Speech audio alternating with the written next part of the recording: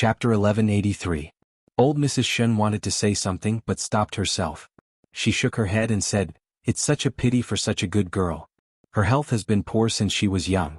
She has kidney problems and heart problems. It's impossible for her to marry, let alone be with a man." Lily was an adult. She knew what old Mrs. Shen meant. She couldn't be with a man. If what old Mrs. Shen said was true, then given Wen Fenglin's personality, he would never do anything with Xian'er. "If it weren't for that, I would have suspected that you were Xian'er's daughter." Old Mrs. Shen smiled. Her eyes were filled with kindness. "Do I look like her?"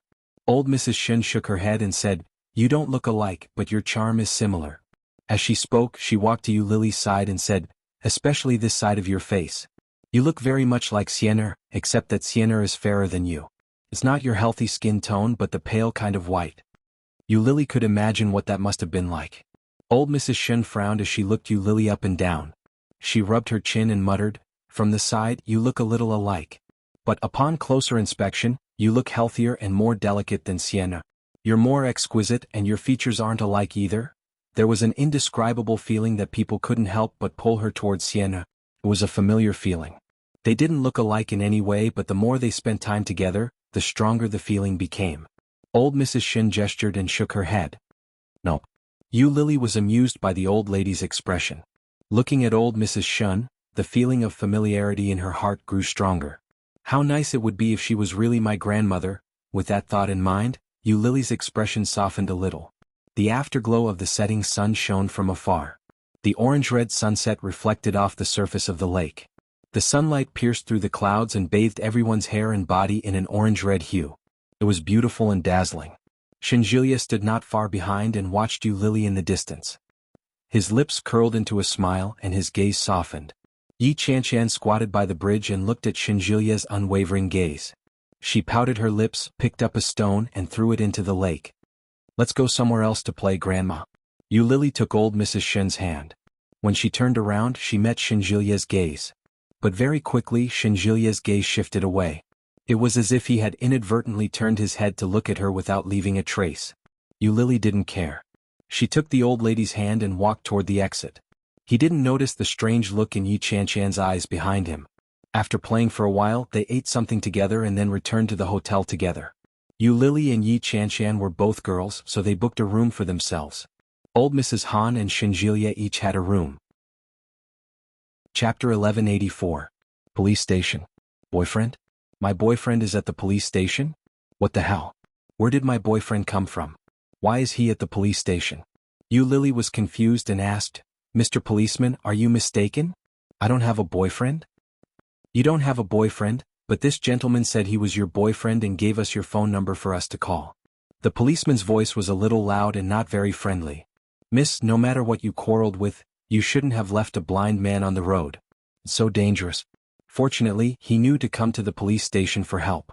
He doesn't have a guide cane or a guide dog.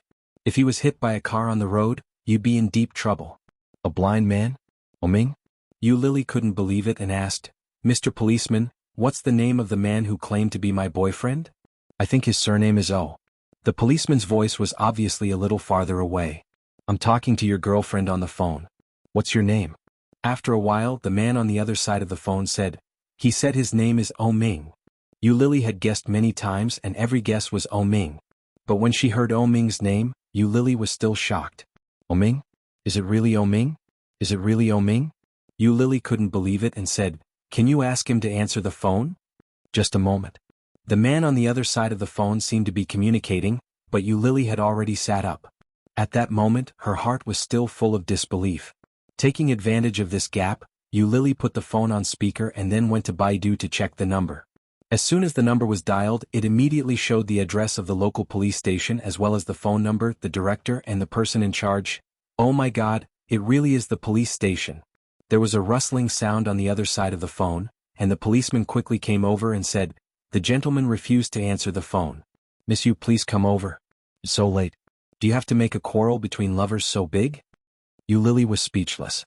A quarrel between lovers really didn't have to be so big. But now the point was that she and O Ming were no longer lovers. Not to mention that they weren't lovers, they weren't even friends. What right did she have to pick her up? Girlfriend?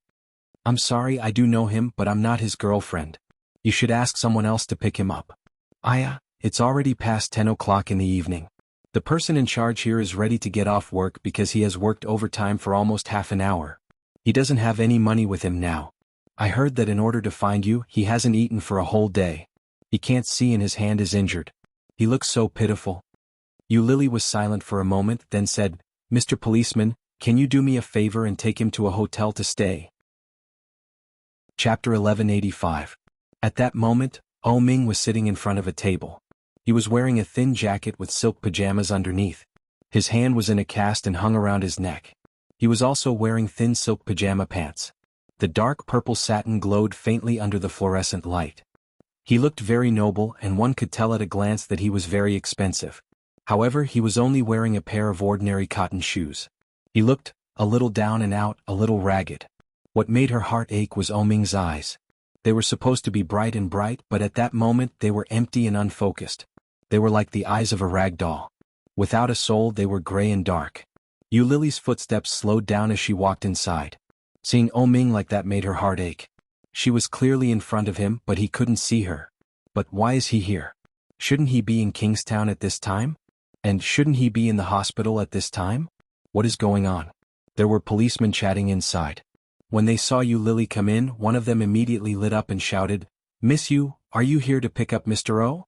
When he heard the policeman's words, Ming was obviously stunned. He turned his head in Lily's direction and faced her. When Lily heard the policeman's words, she smiled and said, I am Lily. Please wait a moment. Ming faced the front of Lily and reached his hand out toward her.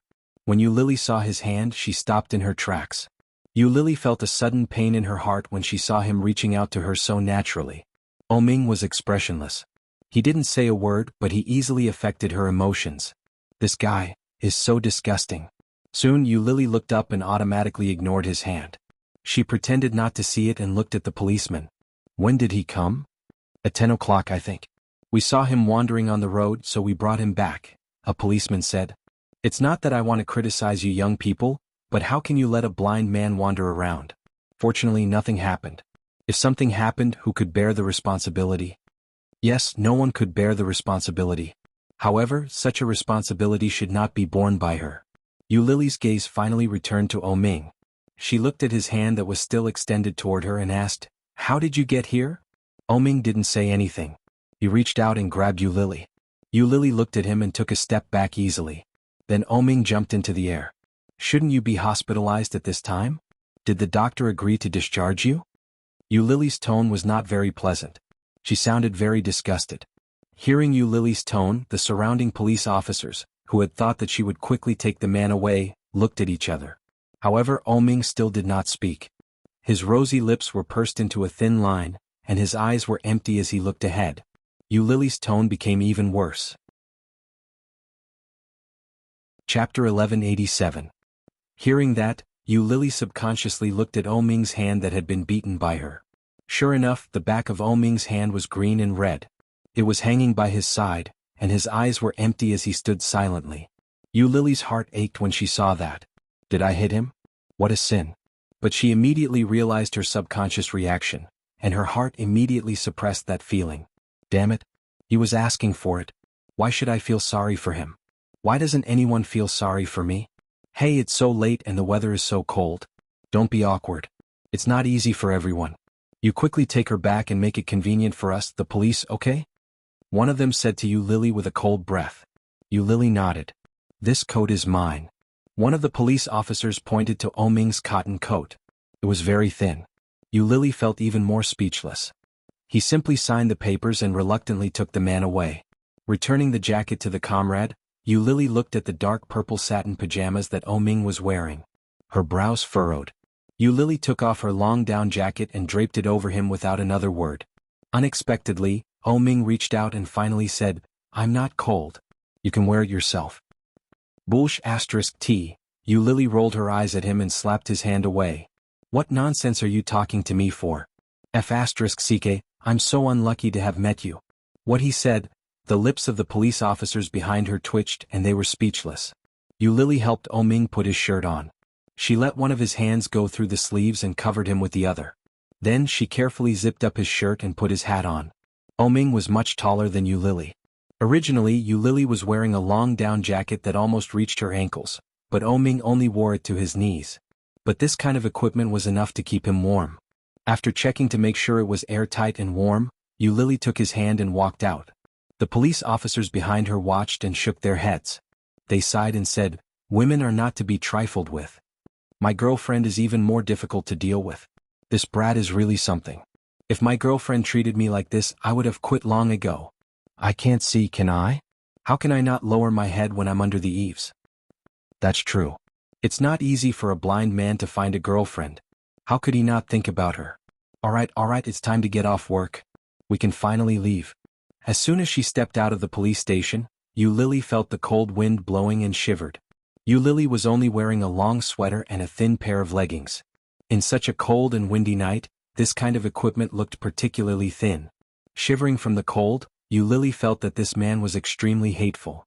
He had nothing to do. Why did you have to find trouble for me? Yu Lily held onto his hand. Her movements were not very gentle as she shouted, "Go down the stairs. Don't roll down." Unexpectedly, Oming pulled her over and said, "It's so cold. You're still cold dressed like this. Do you know what I'm dressed like?" Yu Lily roared. Oming pulled her over and held her tightly in his arms. He said, "Then let's get warm together."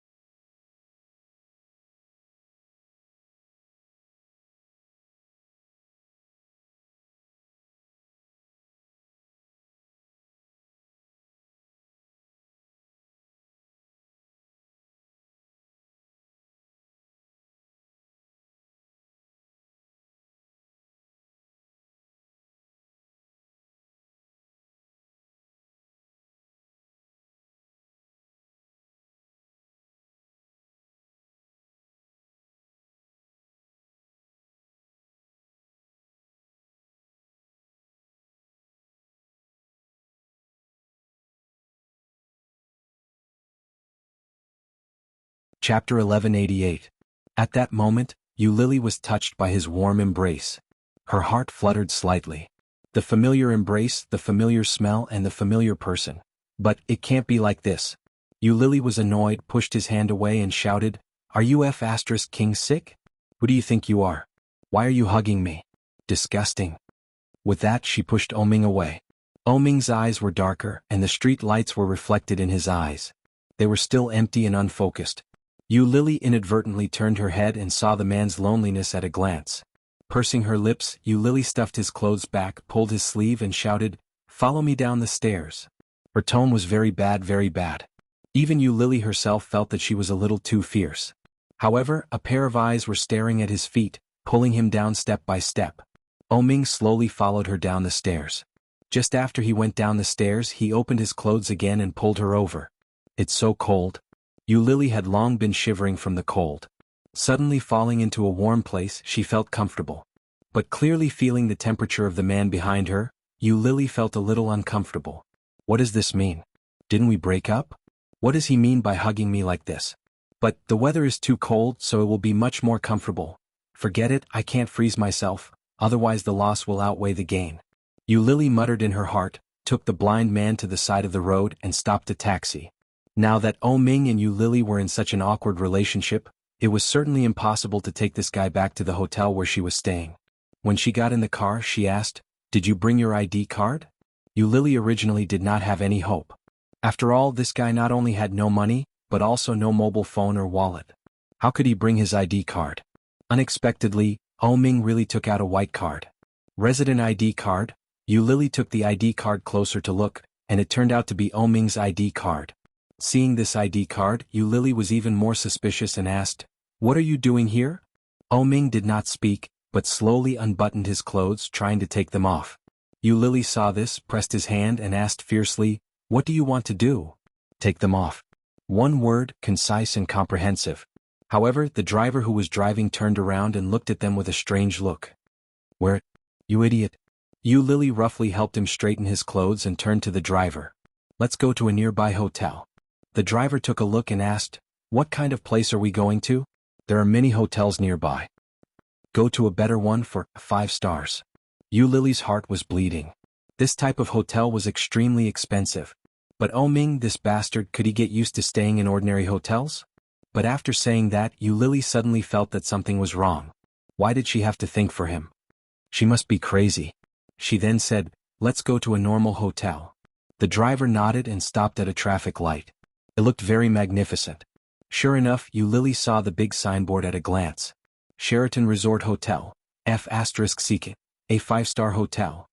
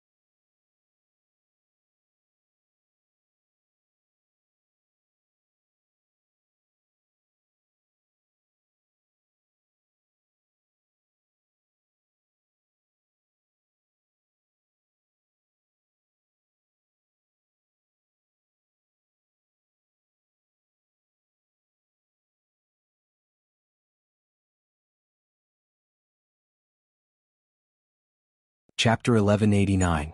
But the arrow was already on the string and Lily was too cold to speak. She grabbed Ming's clothes and walked inside. She went to the front desk and checked into a room. Yu Lily took out Oming's ID card and slapped it on the counter. One room. Okay, please show me your ID card. The receptionist smiled politely. I'm not staying here. He's staying alone. I'll send him up later. Okay. The receptionist took Oming's ID card and was about to complete the formalities when she heard Oming say, I'm not staying. Yu Lily said, ignore him. I'll pay. Oming pulled her. His eyes were empty and unfocused. He said coldly, I'm hungry. None of my business. Yu Lily took his hand away.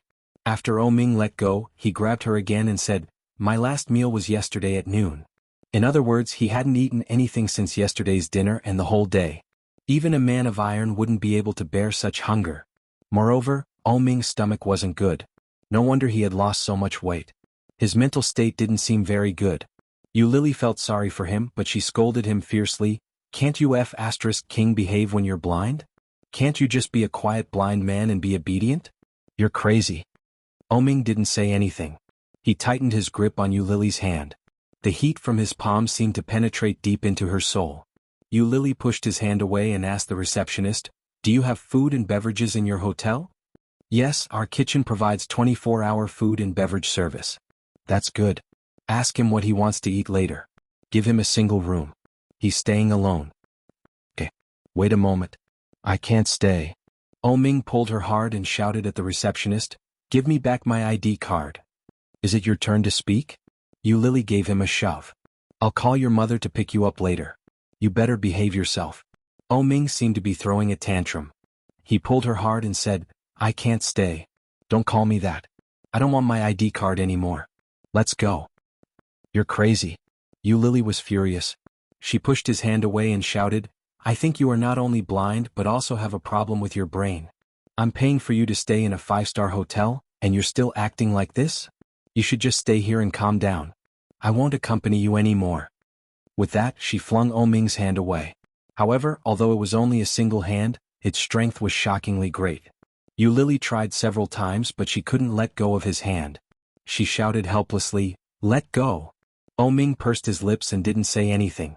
As if sensing that Yu Lily was really angry, he cautiously said, shall we eat first?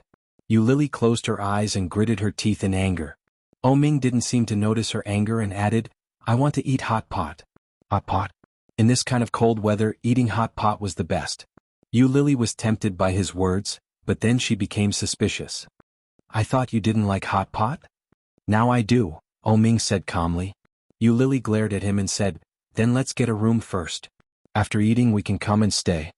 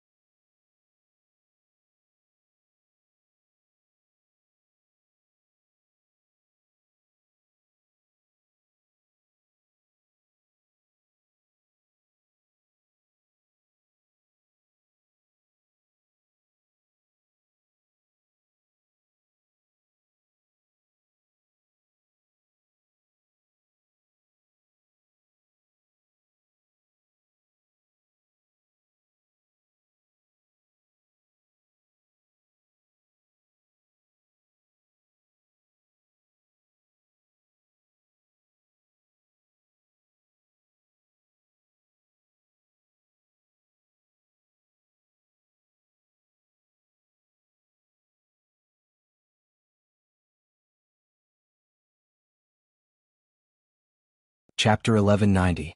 Damn you. Lily slapped the back of his hand. Do you have any shame? Do you know who I am? Let me ask you, does your face hurt? How could he not know? But, he just wanted to be with her. He really, really wanted to be with her. He thought of sneaking out and didn't even have time to change his clothes. When he heard that she was here, he used all the money in his wallet to get someone to bring her here. Who knew after coming here he had no idea where she was and he couldn't find her.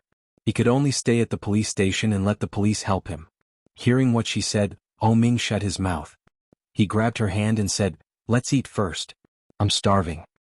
"Miss, do you want to stay here?" the receptionist asked. "No. Stop." The two of them said in unison. Lily turned her head and glared at him, but he just stared blankly ahead without much expression on his face. "Are you staying or not?" The receptionist was also driven crazy by the two of them and asked helplessly. Lily facepalmed. "Let's open it first. If you don't live with me, I won't live with you." Ming's voice was indifferent, but the words he said made it sound like he was angry with Lily. When Lily heard that, she was both angry and amused. She glared at him and asked, "If you don't want to stay, you'll sleep on the bridge?" Ming answered without hesitation, "That's fine too." "You're crazy." Lily waved her hand. "Then go sleep on the bridge. Just think of it as me being bitten by a dog out of kindness. Most importantly, this dog was insatiable." "You're scolding me." Ming sounded a little aggrieved. "I'm so hungry that I don't have any energy." Lily really felt that her temper was off the charts. She looked down at her arm that was held tightly. No matter how she looked at it, this guy didn't look like he was hungry and had no strength. But in the end he couldn't let it go. After giving the receptionist an apologetic smile, he took Ming's ID card back. Cold. Outside, Lily was so cold that she doubted her life. She brought Ming to a restaurant that was still open, but they didn't eat hot pot. Lily ordered hot soup and desserts. She also ordered some light dishes and let him eat by himself. Ming couldn't see and he could only move one hand. At this moment he was holding the chopsticks in his hand, so he had to fumble around to get the rice in his bowl. Lily ignored him. After eating her dessert, she leaned back in her seat and took out her cell phone. When she picked it up, she realized that Yi Qianxian had called her several times. She didn't know when the phone had been set to silent, but it didn't even vibrate. As soon as she picked it up, Lily replied to her WeChat message, telling her that a friend had asked her out and that she was having supper. He took a picture and sent it over. Yi Qianxian immediately sent him the middle finger.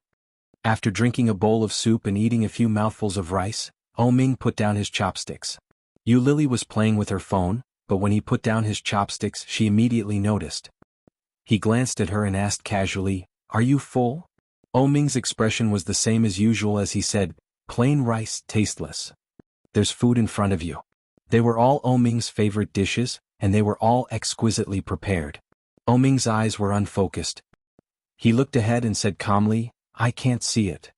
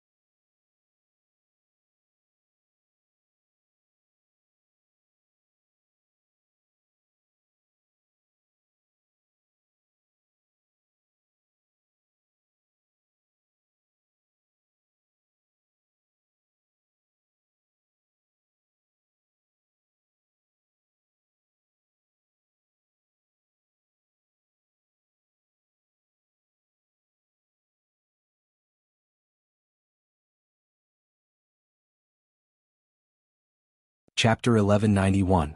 Yu Lily's tone was very harsh and full of disgust. When O Ming heard that, his expression was still indifferent, and his eyes were empty. He said, "In that case I'll look like a fool." "You're not a fool. You're blind." Yu Lily put down her phone and put her hands on the table. She said seriously, "This privilege is not only for fools. Blind people can also have it, so you can rest assured." O Ming's lips were tightened, and his hands were hanging by his side. He asked, "Can't you feed me?" She doesn't like you at all. When Yu Lily heard that, She just she laughed someone out to loud serve as her if she had heard a wholeheartedly. joke. You can't She just asked, throw yourself "Feed at you? her for nothing. I invited How you to dinner despicable. and let you stay When in a he needs hotel you, because you of are our whatever past you say. relationship. When he doesn't Mr. need O, you don't anymore, push your luck. what do you say you Otherwise, you'll really have to sleep on the street today." "Then I'll sleep on the street," O Ming said as if he had accepted his fate. He looked at Yu Lily and asked, "Will you accompany me?" Yu Lily heard that and smiled coldly. She looked away and looked out the window. It was very late, but as the busiest area in the area, there were still a lot of people coming and going. The street lights illuminated many people. On the side of the road, a homeless man could be clearly seen lying in front of a closed shop. "You're down and out, but I'm not. Why should I accompany you?" Yu Lily's voice was indescribably cold. She looked out the window and curled her lips cruelly. She said, "In your current situation, how are you like the O Ming of the past? You have no money, you're blind, and you're disabled. You still want me to serve you?" "What?" O Ming's hands were hanging by his side, and he slightly tightened. His lips were tightened and his eyes blinked twice, but they were still unfocused and empty. There was no brilliance of the past, no brilliance of the past. "In the words of you and your mother, I'm with you because of your money, your beauty, and your power. You're blind now, and it's only a matter of time before your family's company fails. I'm not interested in wasting time with you."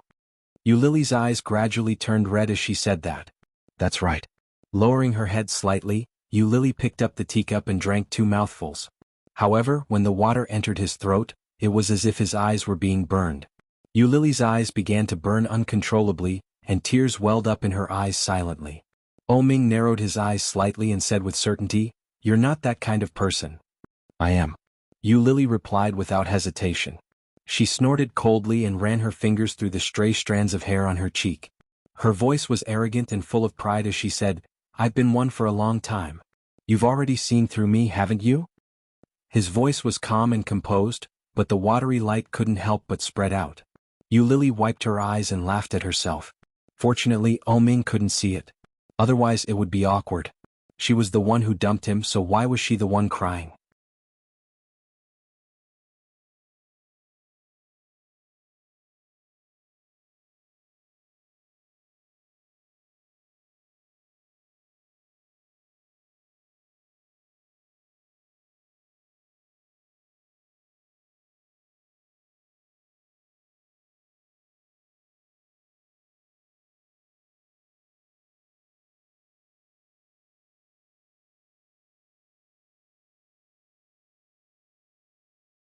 Chapter 1192.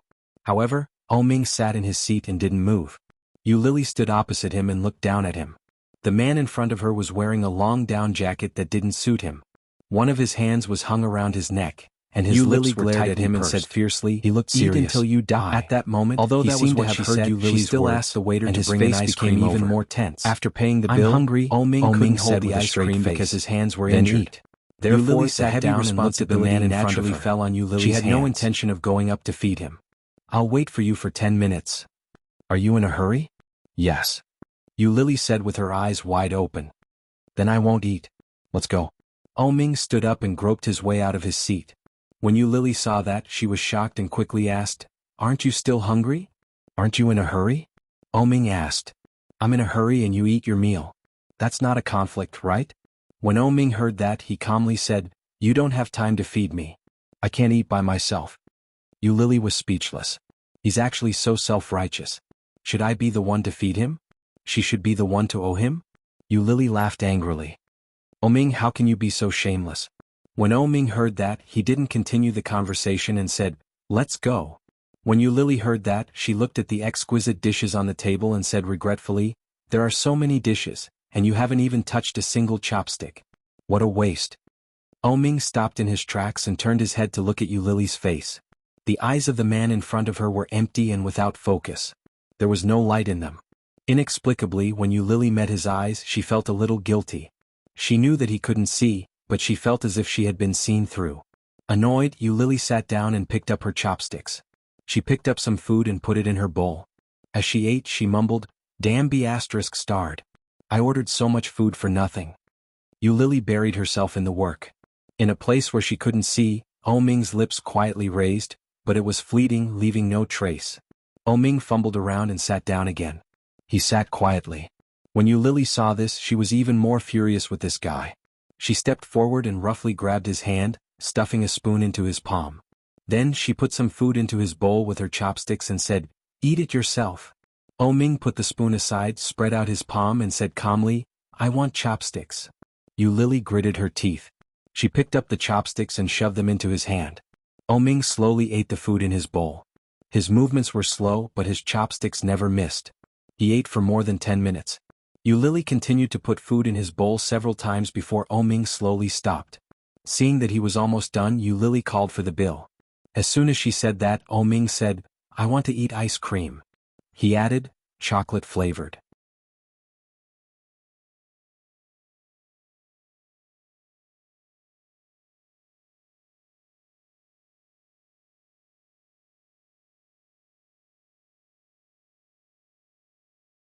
Chapter 1193. It was very fragrant and sweet. Lily liked ice cream, especially vanilla and chocolate-flavored ice cream. Lily used the spoon to scoop up the ice cream and put it into her mouth. She blinked and pulled Ming's arm to hold hers.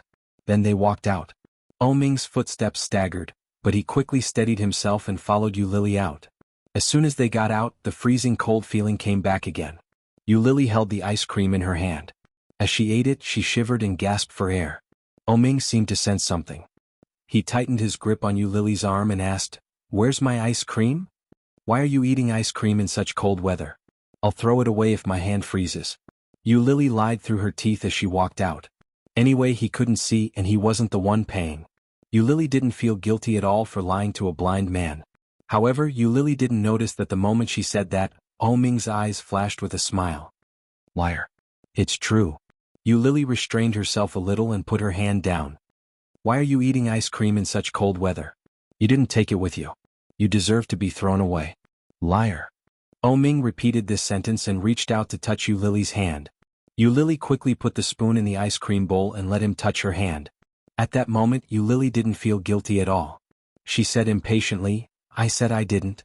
Are you afraid that I'll take it for myself?" Ming's lips seemed to curve as he said, "You're very likely to do such a thing.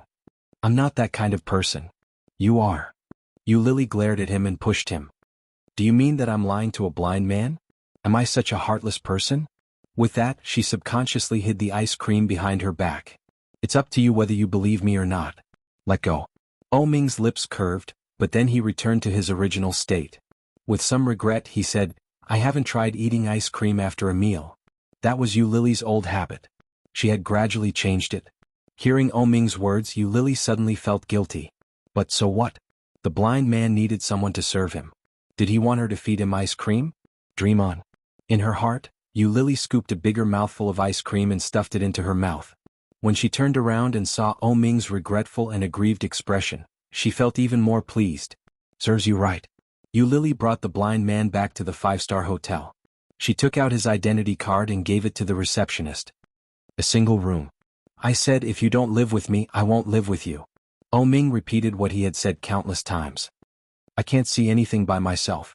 I'll be scared." When Ming said this, there was a hint of bitterness in his voice. In the ears of others, it sounded even more like Lily had abandoned him. Lily was speechless. She took out her ID card and said, "I'm staying here too. Let's get a king-sized room." "Okay." The receptionist smiled and looked at Ming and then at Lily with a smile on her face. After registering and paying, Lily led the blind man to find a room.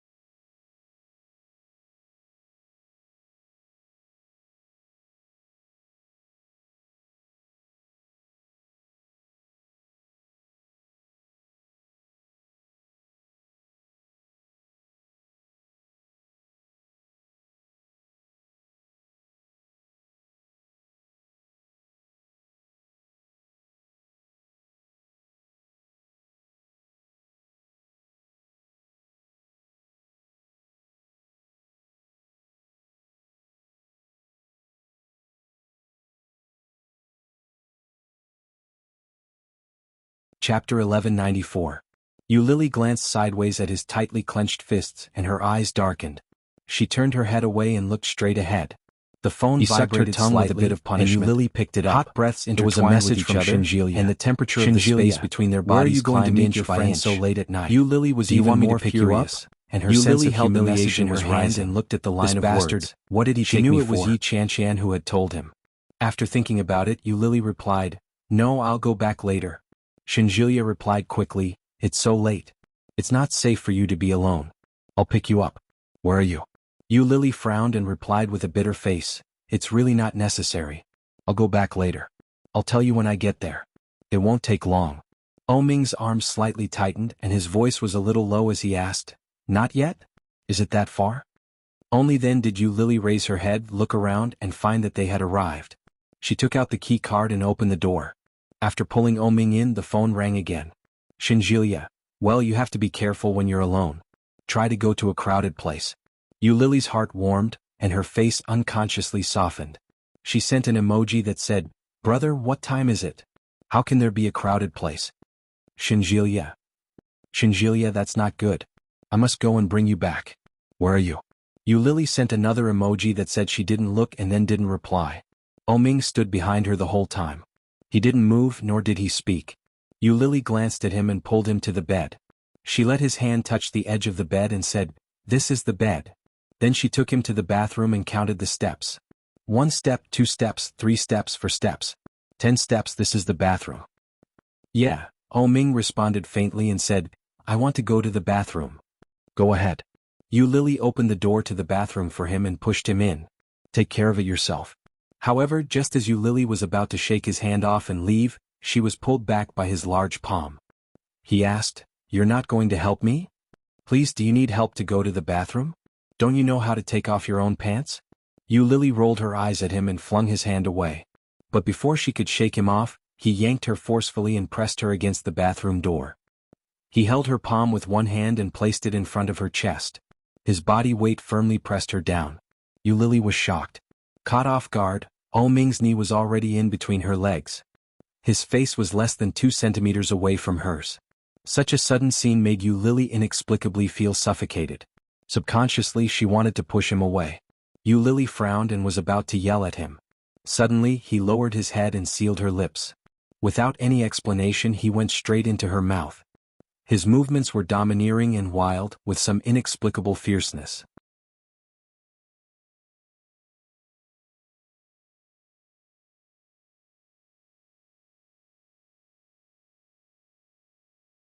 Chapter 1195.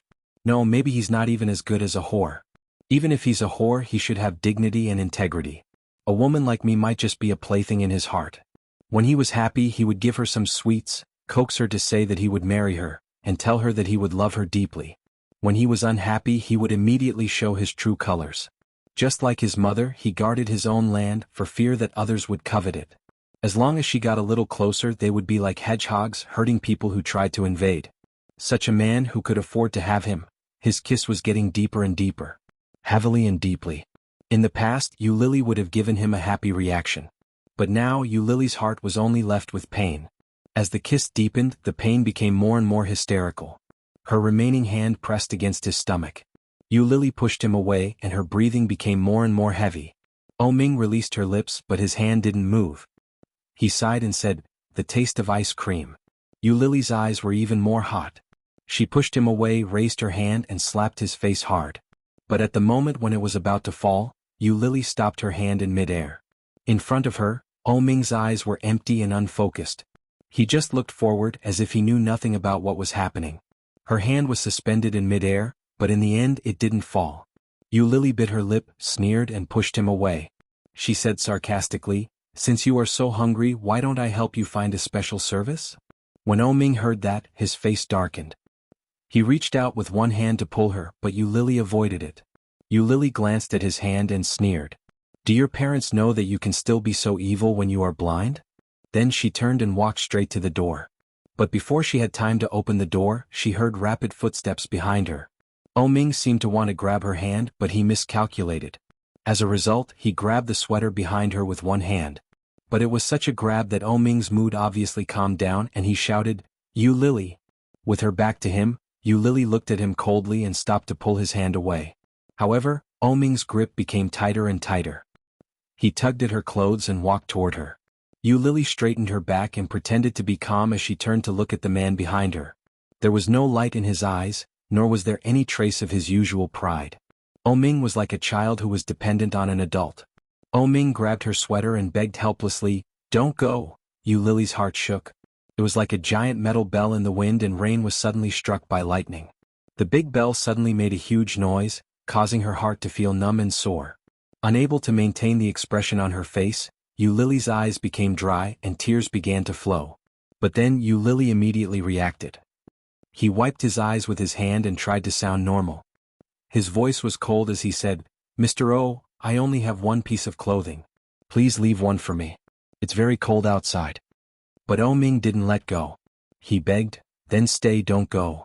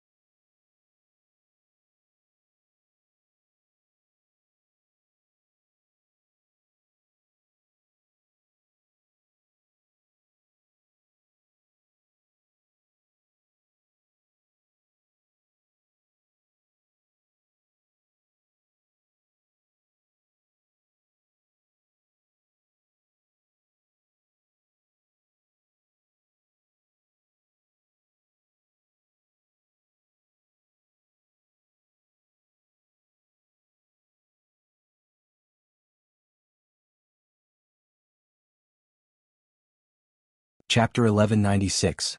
Yu Lily's voice was stiff as she looked down at his hand. She tried to sound calm and said, "Since we've broken up, I don't intend to be entangled with you anymore. If the police hadn't asked me to take you away, I wouldn't have bothered with such a troublesome person like you. Please let go, Mr. O." But Ming didn't speak. He silently grabbed her clothes and pulled them tighter. Yu Lily pursed her lips and her voice was a little hoarse. She chuckled and said, "It seems that you really want me to run around naked." As she said that, she started to lift her clothes. Ming didn't expect Yu Lily to do that. He shouted, "Yu Lily, what are you doing?"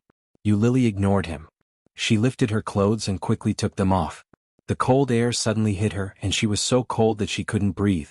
Wearing only her underwear, Yu Lily's footsteps were loud as she walked toward the door.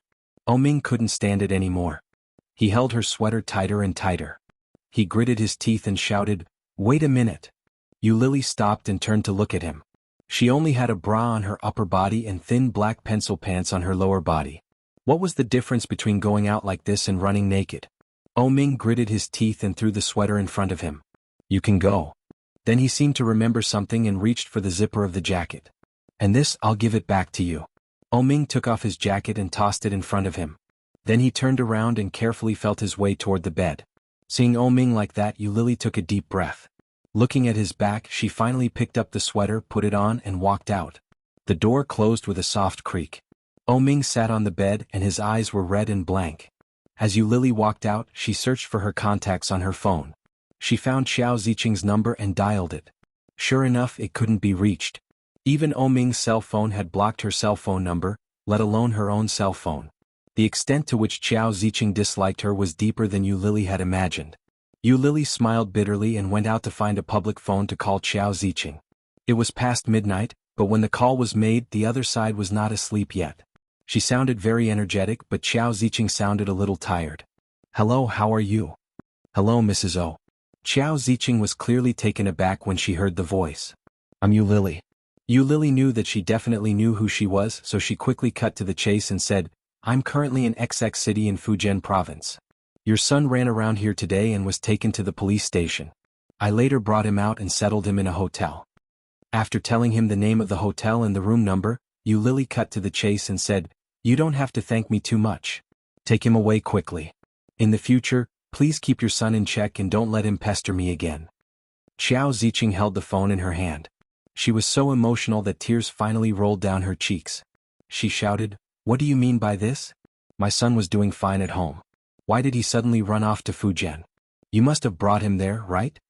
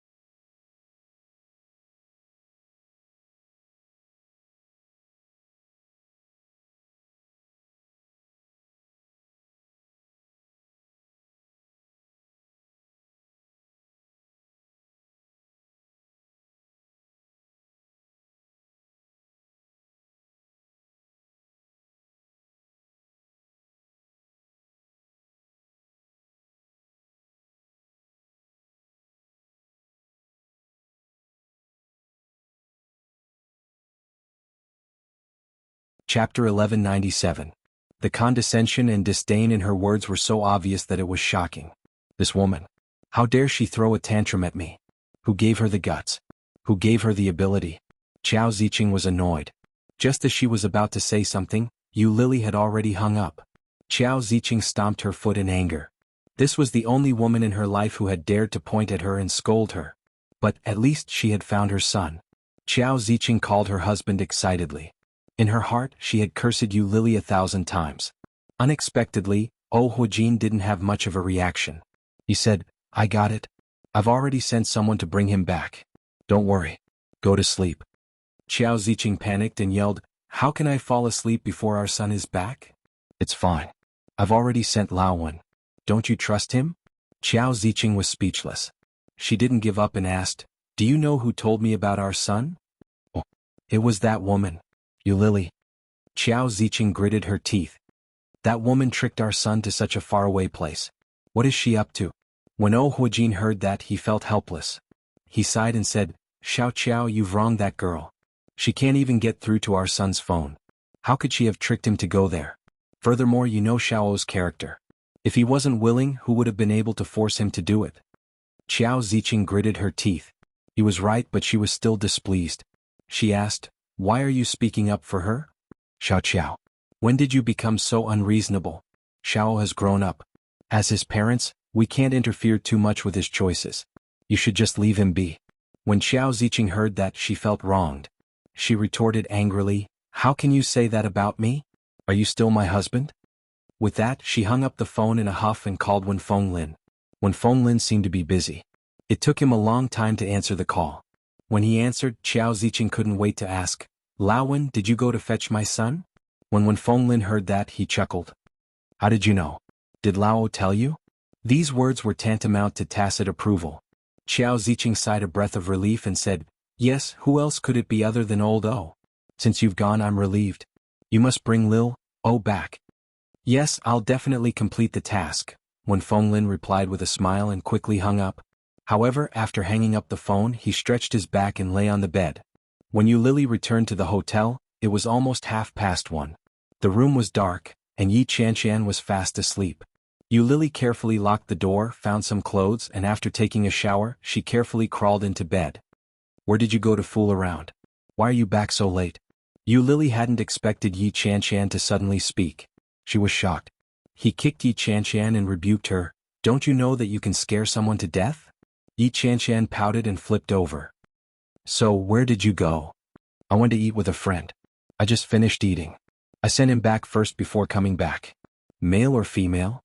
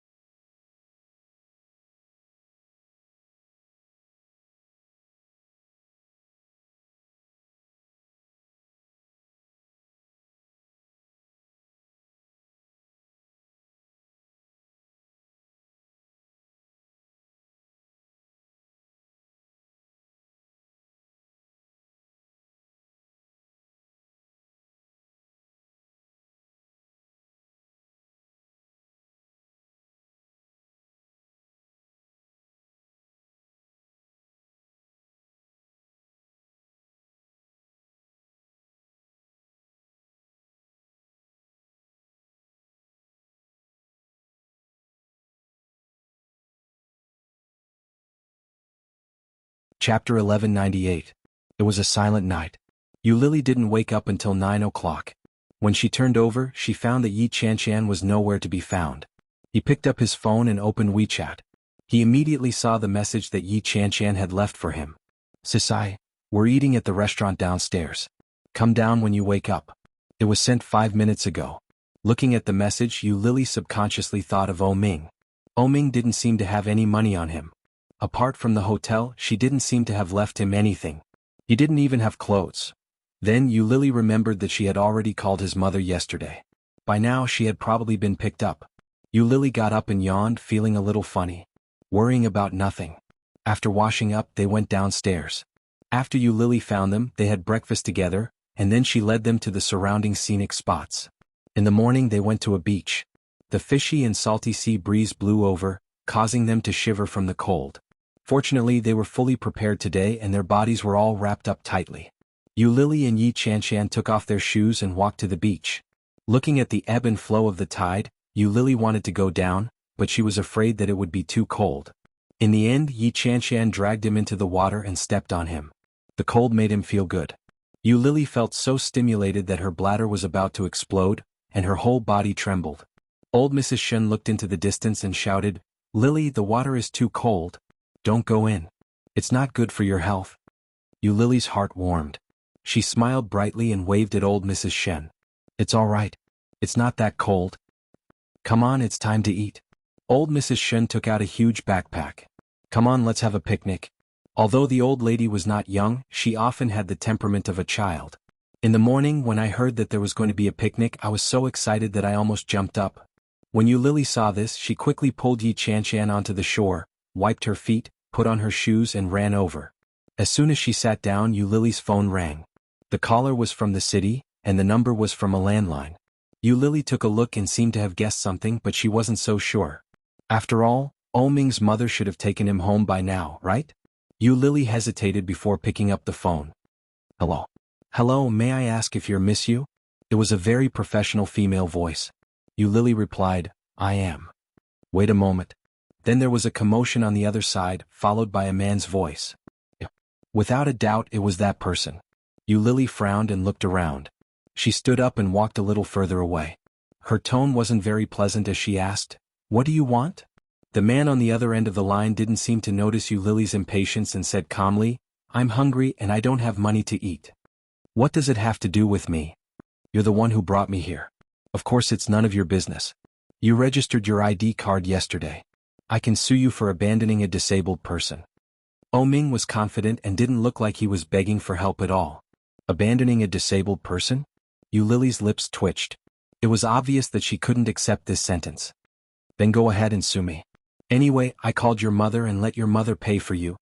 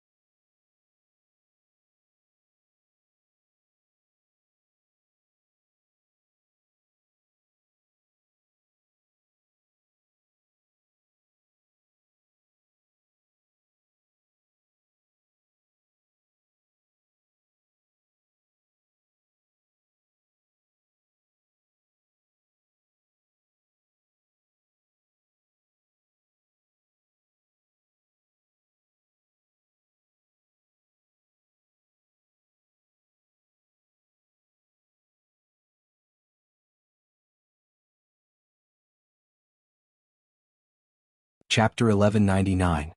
Ming's words carried a tinge of grievance and resentment. He sounded so pitiful. She had thought that he wouldn't be able to accept the fact that he couldn't see. Who knew that he would accept it so quickly? He kept calling her a disabled person. That was even worse than her. Hasn't your mother gone to look for you? Lily clearly didn't believe him. Based on Xiao Ziqing's protective nature, how could she not have arrived by now? Ming could hear the suspicion in her voice. Popped up. He shook his head and said, landline numbers, and without exception they were all from the same city. Are you sure that you called my mother? This guy. You're not lying to me, he hasn't eaten yet? Before Lily could speak, it was already past 4 in the afternoon. To a disabled person? If he hadn't eaten for the entire day, he would definitely be famished. Lily was speechless. What if he starved to death? Come quickly. I'm borrowing the hotel's phone to make the call. If you don't come, I'll starve to death here. With that, he hung up.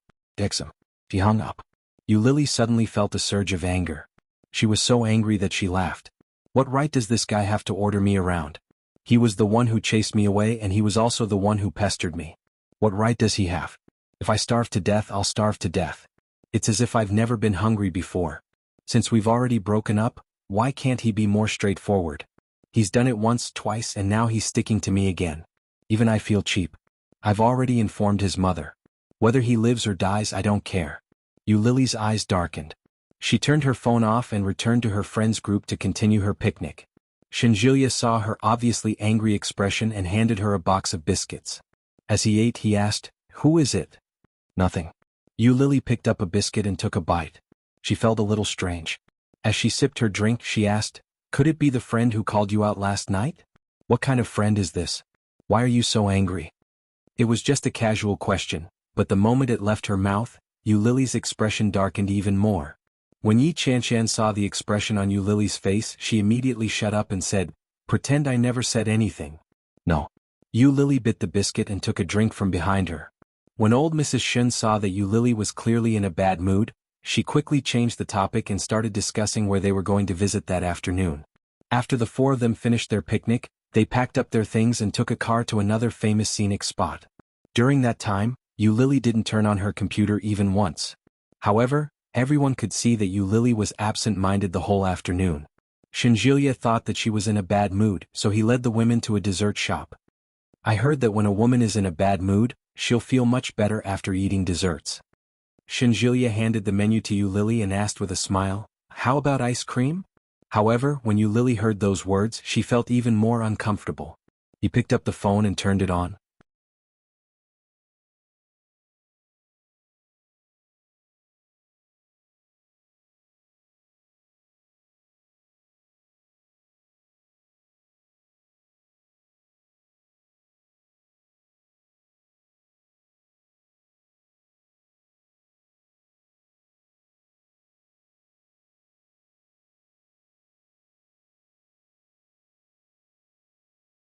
Chapter 1200. Lily was shocked and immediately covered the phone. When she turned her head, she saw Shenjulia's doubtful gaze, but there was a hint of understanding in it. She felt even more guilty. Everyone knew that she and Ming had broken up. Old Mrs. Shen had heard every word that Ming had said to her. If she knew that the caller was Ming, it would be awkward. Lily shook her head. A friend. Although she said that, she still felt guilty. Was this considered a lie? It was a lie, but it was also a white lie. When she turned her head and saw Yi Chanshan's disbelieving gaze, she felt extremely guilty. She picked up the phone and said, "Wait for me. I'll make a call." Under the strange gazes of the 3 of them, Lily walked out of the dessert shop and called the landline number immediately. The phone was quickly picked up. "Hello, Sheraton Resort Hotel." Sure enough, Lily thought about her words and said, "Hello, my surname is Yu." Before Lily could finish her self-introduction, the receptionist interrupted and said, "Miss Yu, are you looking for Mr. O?" "Yes." "He is now in the lobby of the hotel. The room he stayed in last night automatically checked out. Please come and pick him up quickly." Hearing that, Lily felt even more guilty. The receptionist noticed that Lily was silent, so she continued, "It seems that Mr. O hasn't eaten or drunk anything today. The staff here brought him water and food, but he didn't touch them." This guy, Lily's heart ached when she heard that. She asked, "Did no one come to the hotel to look for him today?" "No, he only looked for you today." "No one else came to look for him," the receptionist said. "I see. Thank you." "You're welcome. Please come quickly. Mr. O's clothes are too thin." It's really inconvenient for a blind person. At the end of the sentence, Yu Lily could clearly hear the rebuke in her voice. Yu Lily's heart ached. After responding, she walked back into the dessert shop. Under their strange gazes, she picked up her bag and said, "I'm going out for a while. I'll be back later." "Are you going to see the friend from last night?" Old Mrs. Shun looked at Yu Lily and said with a straight face, "Whether it's a boy or a girl, why don't you let the youngest accompany you?"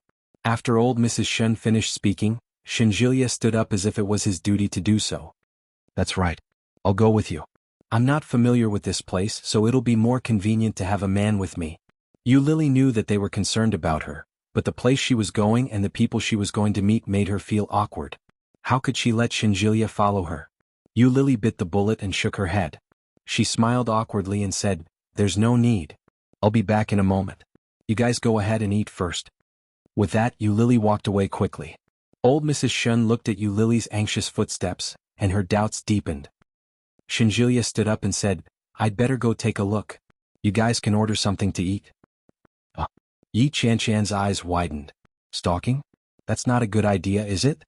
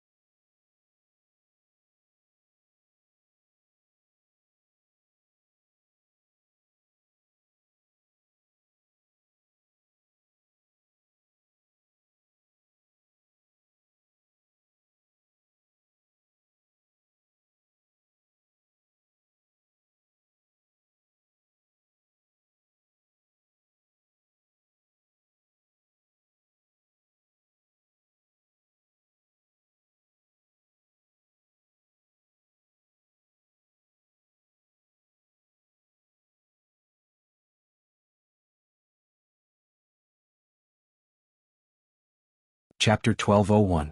Shinjilia reached out and knocked on Yi Chanchan's head.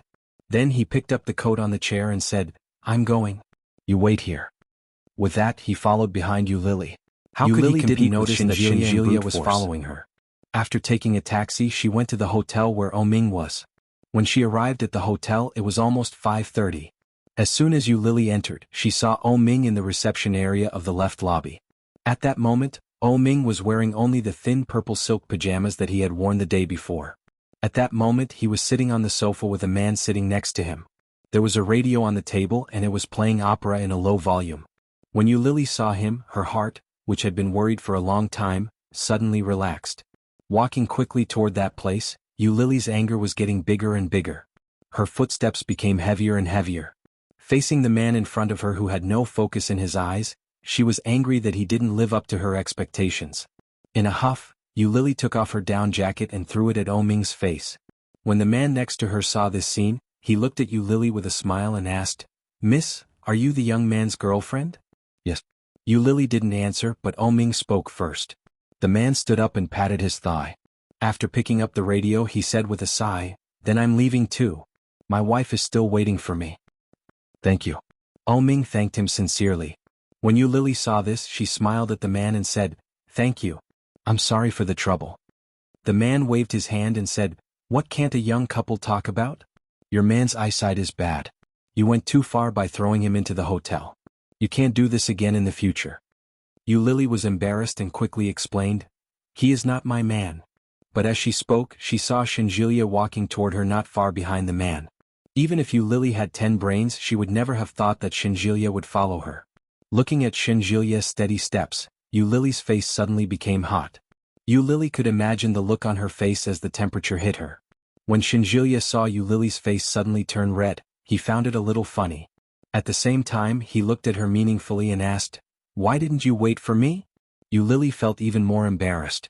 Before she could think of a reply, Shinjilia walked up and pulled the down jacket that was covering Ming's body. He said, "How can you wear women's clothes?" However, he was unable to pull that piece of clothing back even though he was pulling it like that. Ming tugged on the down jacket.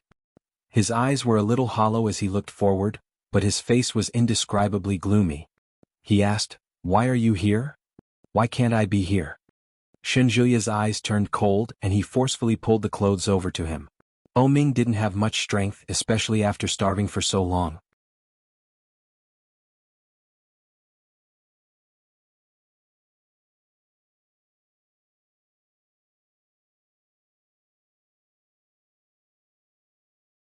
Chapter 1202.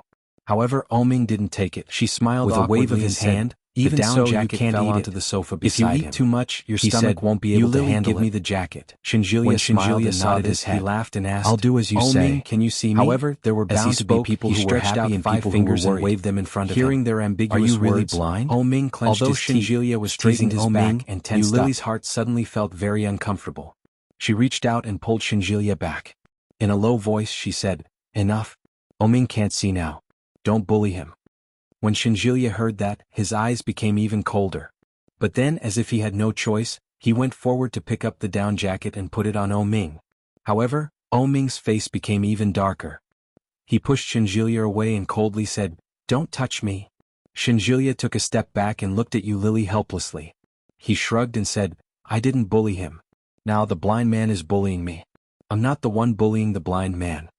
Ming stood up and reached out as if he wanted to touch Yu Lily. However, Shinjilia suddenly stood in front of him and said, "Why are you sitting here without any clothes on? Aren't you cold? You still have the mood to come out for a vacation in your condition? Isn't your mother worried about you?"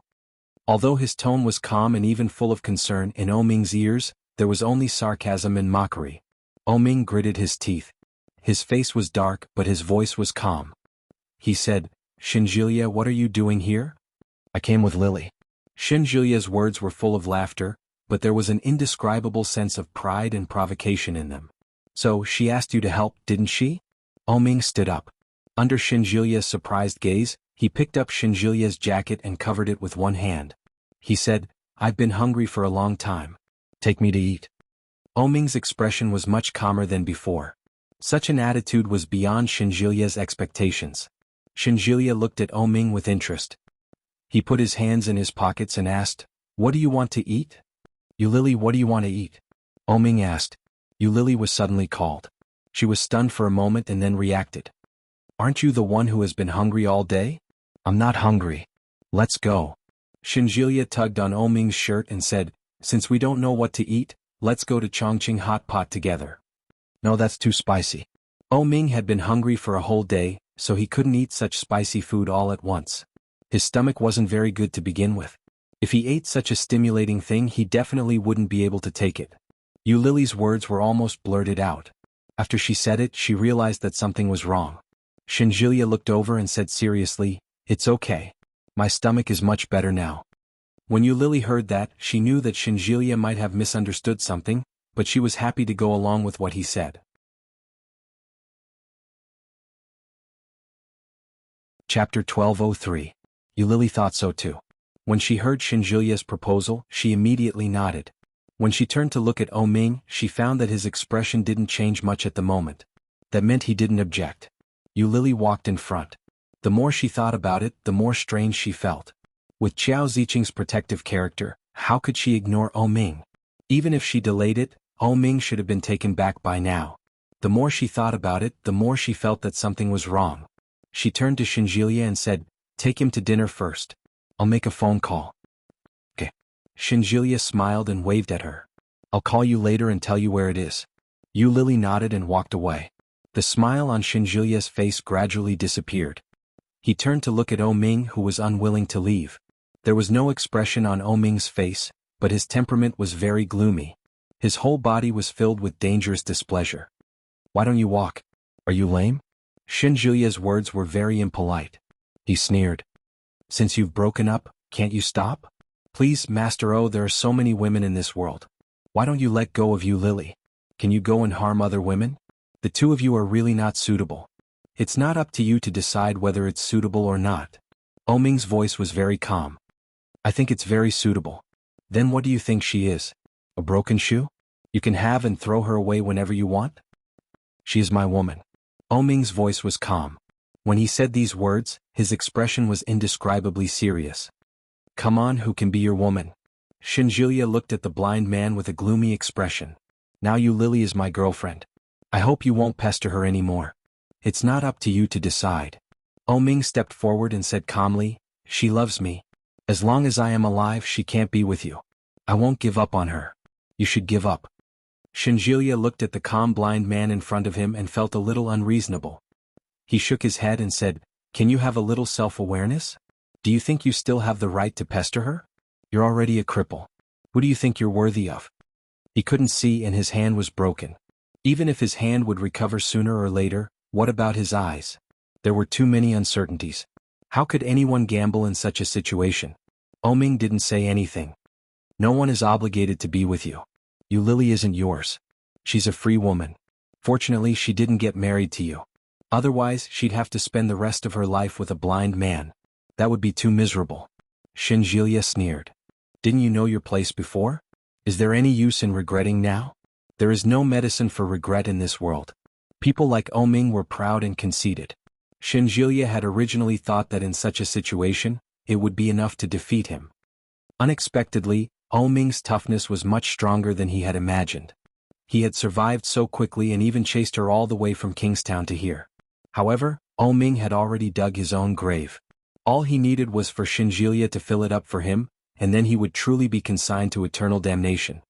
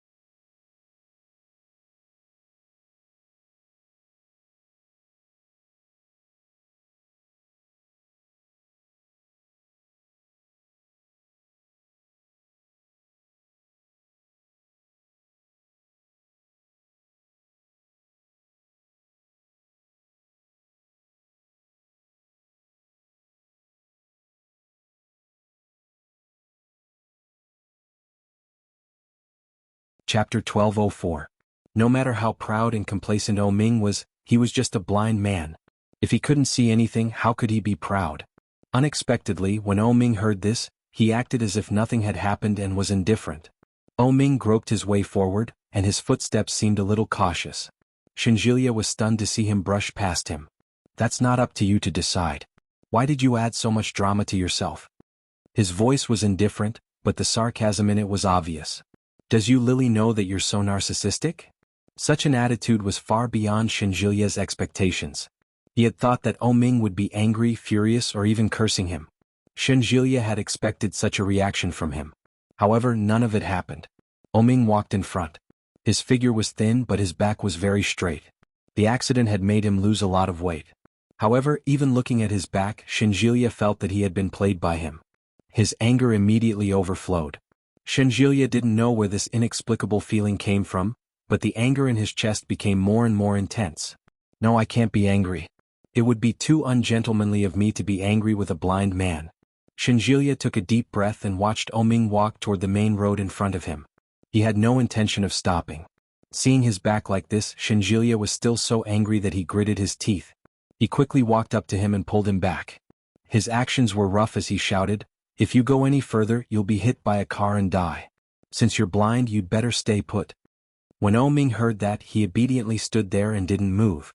For some reason, Shinjilia found that Ming was particularly well behaved that day, but his heart was even more stifled. It was as if a lump of cotton had been stuffed into his heart, blocking his anger. It couldn't go up or down, and it was indescribably uncomfortable. "Where's my woman?" Ming asked. Shinjilia pulled him toward a nearby restaurant and asked impatiently, "Where did you get your woman?" Ming knew that he wouldn't admit it, so he simply changed the way he asked, "Where's you Lily?" "I don't know." "Are you blind too?" "Won't we know once we take a look?" Shinjilia was infuriated. He shoved him and said angrily, "How can a blind man like you be so confident? Do you think I can be a clairvoyant and see everywhere?" After being pushed by him, Ming appeared to be much calmer. Patting the place he had pushed, he snorted and said, "If you don't want to look, then don't look. Why are you angry?" Shinjilia felt as if he had swallowed the fire in his mouth.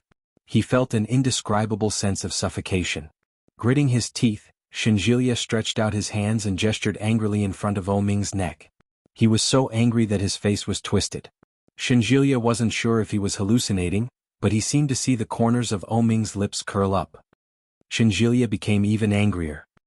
He put his hands down and coldly asked, "What are you laughing at?" "Did I smile?" He laughed. "Well, I suddenly thought of something fun," Ming said leisurely as he stood there. "Why are you reacting so strongly? Can't you let me laugh?"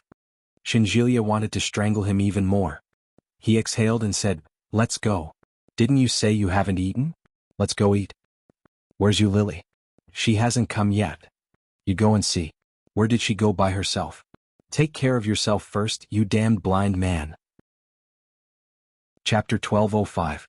Even Shinjilia himself felt a little scared when he thought about it. His footsteps gradually slowed down. Shinjilia turned his head and looked at Ming's eyes. At that moment, Ming's eyes were empty, unfocused, and without purpose. With such a pair of eyes he must be blind, Shinjilia frowned. He stretched out 2 fingers and waved them in front of Ming. "How many fingers are these?" When Ming heard that, he seemed a little surprised. Then he said calmly, 5. When Shinjilia heard that, he felt that this guy was pretending to be blind. He asked suspiciously, "His nose is pretty sharp. How did you know?"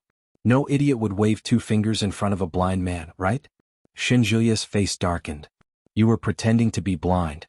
As he spoke, Shinjilia's eyes were fixed on Ming's face and his eyes, for fear of missing any details. However, Ming's eyes were still blank and unfocused.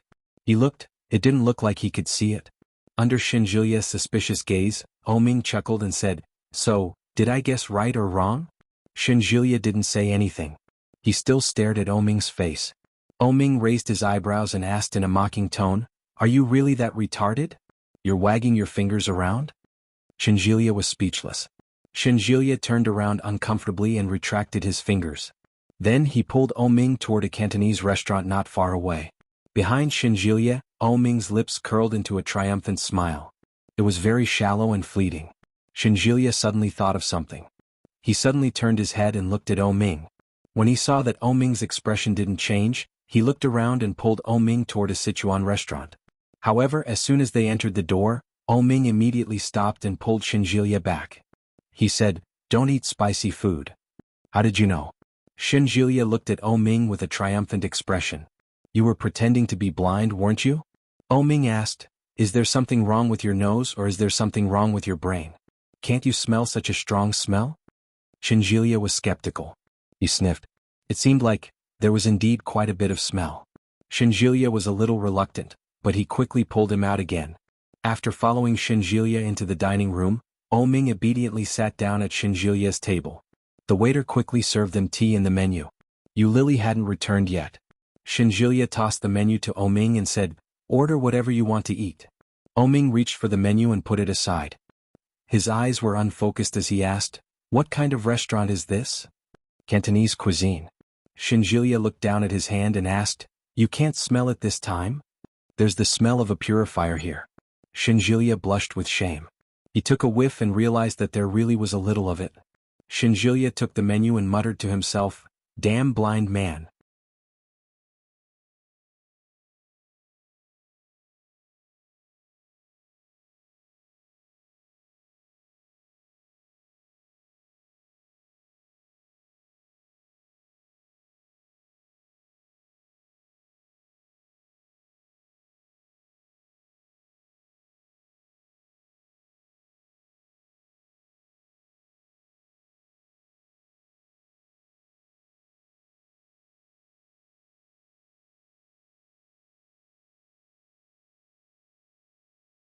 Chapter 1206. Ming was so hot that he sucked in air. Chapter 1207. The cup rolled a few times before it fell to the ground that had been hung up on. Shinjilia was shocked and frowned. How could this be? Soon she took out a tissue to wipe him clean and pulled him up. Ming's father. She pulled Ming's hand up and saw that his skin had been scalded red. Was Ming really the waiter quickly came over to help clean up. Seeing the red skin on Ming's hand, he said, place, "Sir, wasn't you need some ice to apply to your wound?" Then Lily remembered again. Shinjilia said on Ming's network of friends. Unexpectedly, friends from all over the world. Gently pushed Shinjilia away and said, "Friends, why didn't you remind me a lot of people trying to curry favor with Ming after hearing his name?" When Shinjilia heard that, he felt a little baffled. As long as he made a phone call, would he be afraid that he wouldn't be able to scalded to drink well? Or could it be that he didn't want others to see him like Shinjilia, even the more she thought about it, the more likely it seemed. I only have one hand left and it hurts like hell. How am I going to eat later? It was all because of his pride. His voice was sonorous, had no choice but to go interrogative intent after making a phone call to ask for Shinjilia's face darkened. Lily rushed. "Do you want me to feed you?" As soon as she arrived, didn't say anything and sat down again, holding a towel in his hand. Seeing this, Shinjilia knew what Ming meant. Does that mean Lily should look at it and asked, "What a joke. What's wrong with your hand?" Shinjilia sat back down scalded by boiling water. Soon he received a call from put down the towel in his hand and gave Lily the address in the table. It looked a little serious. He hung up the phone and poured blisters on the back of his hand. Lily's palm was also red, but it wasn't Xiao Zicheng who answered the phone. Lily frowned and reached out to take Ming's hand. When Huijin heard what Lily had to say, he looked shocked and she didn't feel comfortable. I see. She turned to look at Shinjilia and said, "Perhaps Ming's mother look at a blind man properly. You're really leaving it to He wants to test if I'm really blind." As Lily listened, she found it a little strange to complain, but he didn't finish exactly what was strange about it. Ming didn't need to say more. After exchanging some pleasantries with what he was going to say next. So Lily called the boiling water in front of him, but he seemed to be busy on the other end. When Lily called him a second time, Shinjilia with a layer of reproach. "Lily, what's the matter?" When Shinjilia heard that, his eyes widened and he quickly retorted, "Hey, can't you finish your sentence?" When you were the one who knocked it over, it was as if the matter had just occurred to him. But you asked me several times if I was pretending to be blind, I would have forgotten about it. And then I spilled the water. It really makes people bring Xiao back, but I'm busy right now. Said confidently. "Are you with Ming now?" His eyes were unfocused, but his voice was sonorous. "If I don't fulfill my promise to Xiao, I'm afraid there will be some trouble if he harmed you." "Lily, you're a good girl." "I didn't say that. Do me a favor and take care of Xiao first." Ming said calmly. "When I'm done with my work, I'll bring Xiao back, okay?" Shinjilia felt even more wrong. She felt a little awkward, especially when he saw the obvious distrust in Lily's eyes. If I continue to take care of him, I'm afraid. Blind man. It's okay. You even know how to complain first. Likes you the most. Now that Ming was in a weak position, but she minded. It was human nature to choose to trust the weak. It's better if I don't get involved with the initiative. No matter what he said, Lily would assume that he was quibbling. What was even more frightening was that after Ming complained, he used the trick of retreating in order to frame him to jump into the pit himself. F***ck. What the hell is this? Ming is such a schemer. Shinjilia was furious, but he didn't know what to say at that moment.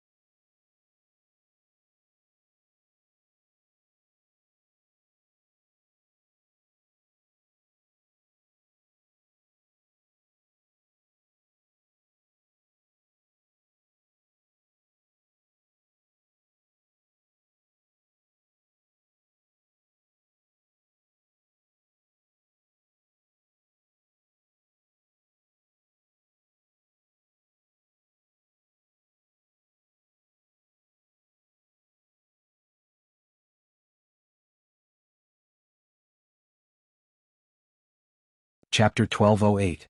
Yu Lily didn't continue the topic. Ming was a little disappointed. However, it seemed that Shinjilia already had a small flaw in Yu Lily's heart, didn't he? Ming sat calmly. There was ice in the towel in his hand, so his hand didn't hurt so much. He said, I haven't ordered yet. I was waiting for you to come. Maybe Yu Lily would just leave him behind. I can't see the menu, and this guy doesn't want to read it. She would go back to the hotel with him and leave the little blind man alone and helpless. You know, I can't see it, but you still threw the menu to me. What do you mean by that? Let's see who's more ruthless. Then Shinjilia caught Yu Lily's gaze again. Shinjilia was about to go crazy. He thought that Ming would really be honest after he was blinded. He didn't expect that it was all an act. He pretended to be honest in front of me and waited for Yu Lily to come back to attack him. This method is too despicable. But it is indeed the truth. Shinjilia couldn't even say a word in rebuttal. Especially after he caught Yu Lily's gaze, he was even more angry at Ming. Then I'll order, Yu Lily said. She called the waiter and listed a few of Ming's favorite dishes. After that, she gave the menu to Shinjilia and asked, What do you want to eat? Shinjilia's mood had been almost completely blown away by Ming. After randomly ordering a few dishes, he put the menu back. They were now sitting in a booth facing each other. 2 people could sit on each side. Ming sat alone and Shinjilia sat with Yu Lily. The dishes were quickly served. Ming held the towel in his hand and said calmly, My hand was scalded. I can't hold the chopsticks. Yu Lily, feed me. When Yu Lily heard that, she looked at Ming's hand. It did look a little serious. It was red, swollen and blistered. Must be very painful. Unexpectedly, before she could react, Shinjilia stood up and walked to the side of Ming's seat. He said, Your hand was injured because of me. Let me feed you. Shinjilia took Ming's bowl and said, What do you want to eat? I'll feed you. Yu Lily pursed her lips and smiled. She said, Then I'll leave it to you. Feed it well. As she said that, she picked up the chopsticks and ate slowly. No, I can't eat if he feeds me. It doesn't matter. You can't see it anyway. You can just treat me as a stunning beauty. Shinjilia picked up his chopsticks and picked up some food. Come on, open your mouth. Ming looked away with a look of disgust. There's no beauty as ugly as you. This is the first time I feed someone. Well. Ming's mouth was tightly shut and his eyes were closed. He had a look of despair on his face. Do you want to eat it or not? Yu Lily glanced at him and lowered her head to eat. Shinjilia put down his bowl and picked up his chopsticks. He sighed and said, Why did you have to do that? What's the point? If he angered Yu Lily, he wouldn't be able to get away with it.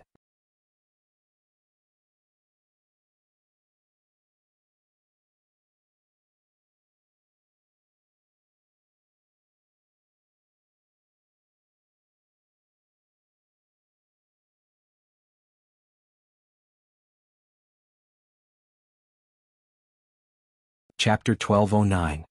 Ming's stomach ached and he called out, Yu Lily, I'm hungry. Yu Lily looked up at Ming from the corner of her eyes. Then she looked down and said casually, Then eat. Who wouldn't let you eat?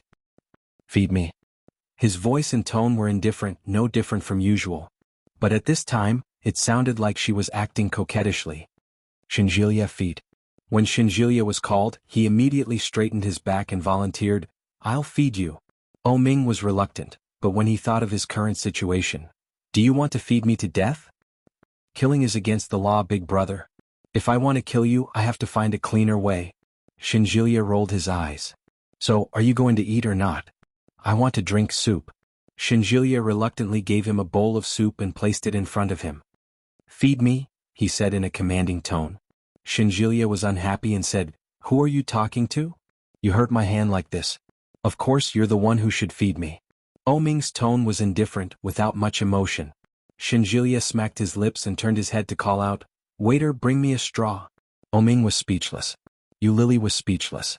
The straw was quickly brought over. Shinjilia stuffed it into Ming's mouth and stuck it into the bowl for him to drink. Ming seemed particularly well behaved that day. Such a comical scene was rarely seen. Yu Lily couldn't help but smile.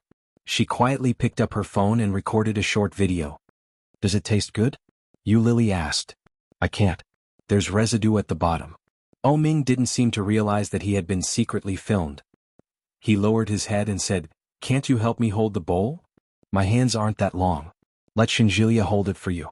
Shinjilia saw that Yu Lily was recording, so he quickly covered his face and said, Just make do with it. If you're blind, don't act like that. Go back to sleep after eating. Then Shinjilia picked up his chopsticks and picked up some food and rice. He lifted Oming's chin and said, "Open your mouth and eat." Oming looked reluctant, but he still opened his mouth and ate the rice. "Good boy, eat more." Shinjilia picked up more vegetables and rice and stuffed them into Oming's mouth. Oming hadn't even finished his first spoonful, and now another spoonful came. His entire mouth was stuffed. Lily chuckled and asked, "Is it delicious?" However, Oming's mouth was full of rice and he couldn't speak at all. "Ah." Shinjilia finally let out a sigh of relief. "Is it delicious? Would you like some more?" As Shinjilia fed her, he texted Lily, "Don't I look like the landlord's silly son?" Lily couldn't help it and almost spat it out. One of them held onto the sofa and laughed so hard that his shoulders shook, but he didn't make a single sound. When Shinjilia saw her smile, he laughed along with her. But neither of them made a sound. Oming chewed the rice and quietly squeezed the hand holding the towel. This meal, Shinjilia fed Oming until he was full. After leaving the dining room, Shinjilia took Oming's hand and went to Lily's side, whispering something. From time to time, Oming could hear Lily's laughter. The displeasure and resentment in his heart grew deeper and deeper.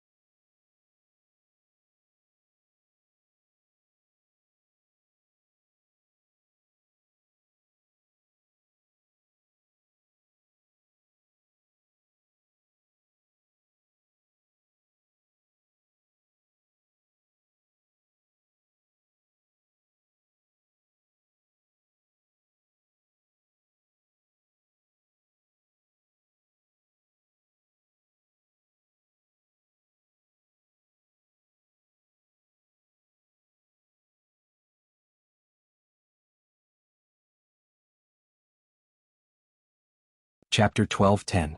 When Fenglin got out of the taxi and stood at the majestic and elegant entrance. His face was full of emotion. Rui Art Association. There was a gathering every 3 years, and the time of the gathering wasn't fixed. This time, when Fenglin had received a last-minute notice and had come to Fujian to attend to Oming's matter. The moment he got out of the taxi, he saw a few luxury cars stopping in the distance. Compared to them, his style seemed a little shabby. When Fenglin didn't mind. He carried his bag and walked up. Among the people who got out of the luxury cars, there were people about his age. There were also people from Oming and Lily's generation. There were quite a number of them. It looked like the scale of the event this time was much larger than the one he had attended 9 years ago. When Fenglin swaggered in and quite a few people recognized him. A young man walked up. When he saw Wen Fenglin, his eyes were filled with surprise. He asked, "Are you Senior Wen Fenglin?" When Fenglin looked at the young man and realized that his face was somewhat familiar. For a moment he couldn't place him. He smiled and nodded his head. "That's me." Hello. My name is Zhenli. My father often mentions you to me. And your father is? Zhen Xianlang. When he heard the name, Wen Fenglin immediately understood. He laughed heartily and shook hands with him. I didn't expect his son to be so big already. You must be 25 this year, right? Zhenli was a little embarrassed. He shook his head and asked, Do I look that old? When he heard that, Wen Fenglin found it a little strange and asked, Did I remember wrongly? I'm 21 this year. After the new year I'll be 22. Let's go, senior one. This way please. This time it was Wen Fenglin's turn to be embarrassed. He smiled and nodded his head. There were quite a number of people who recognized Wen Fenglin. After all, the name of the wandering artist was too well known. As the associate director of the art association, Zhen Xianlang had been inside for a long time. When he heard others mention Wen Fenglin, he was surprised and quickly came forward.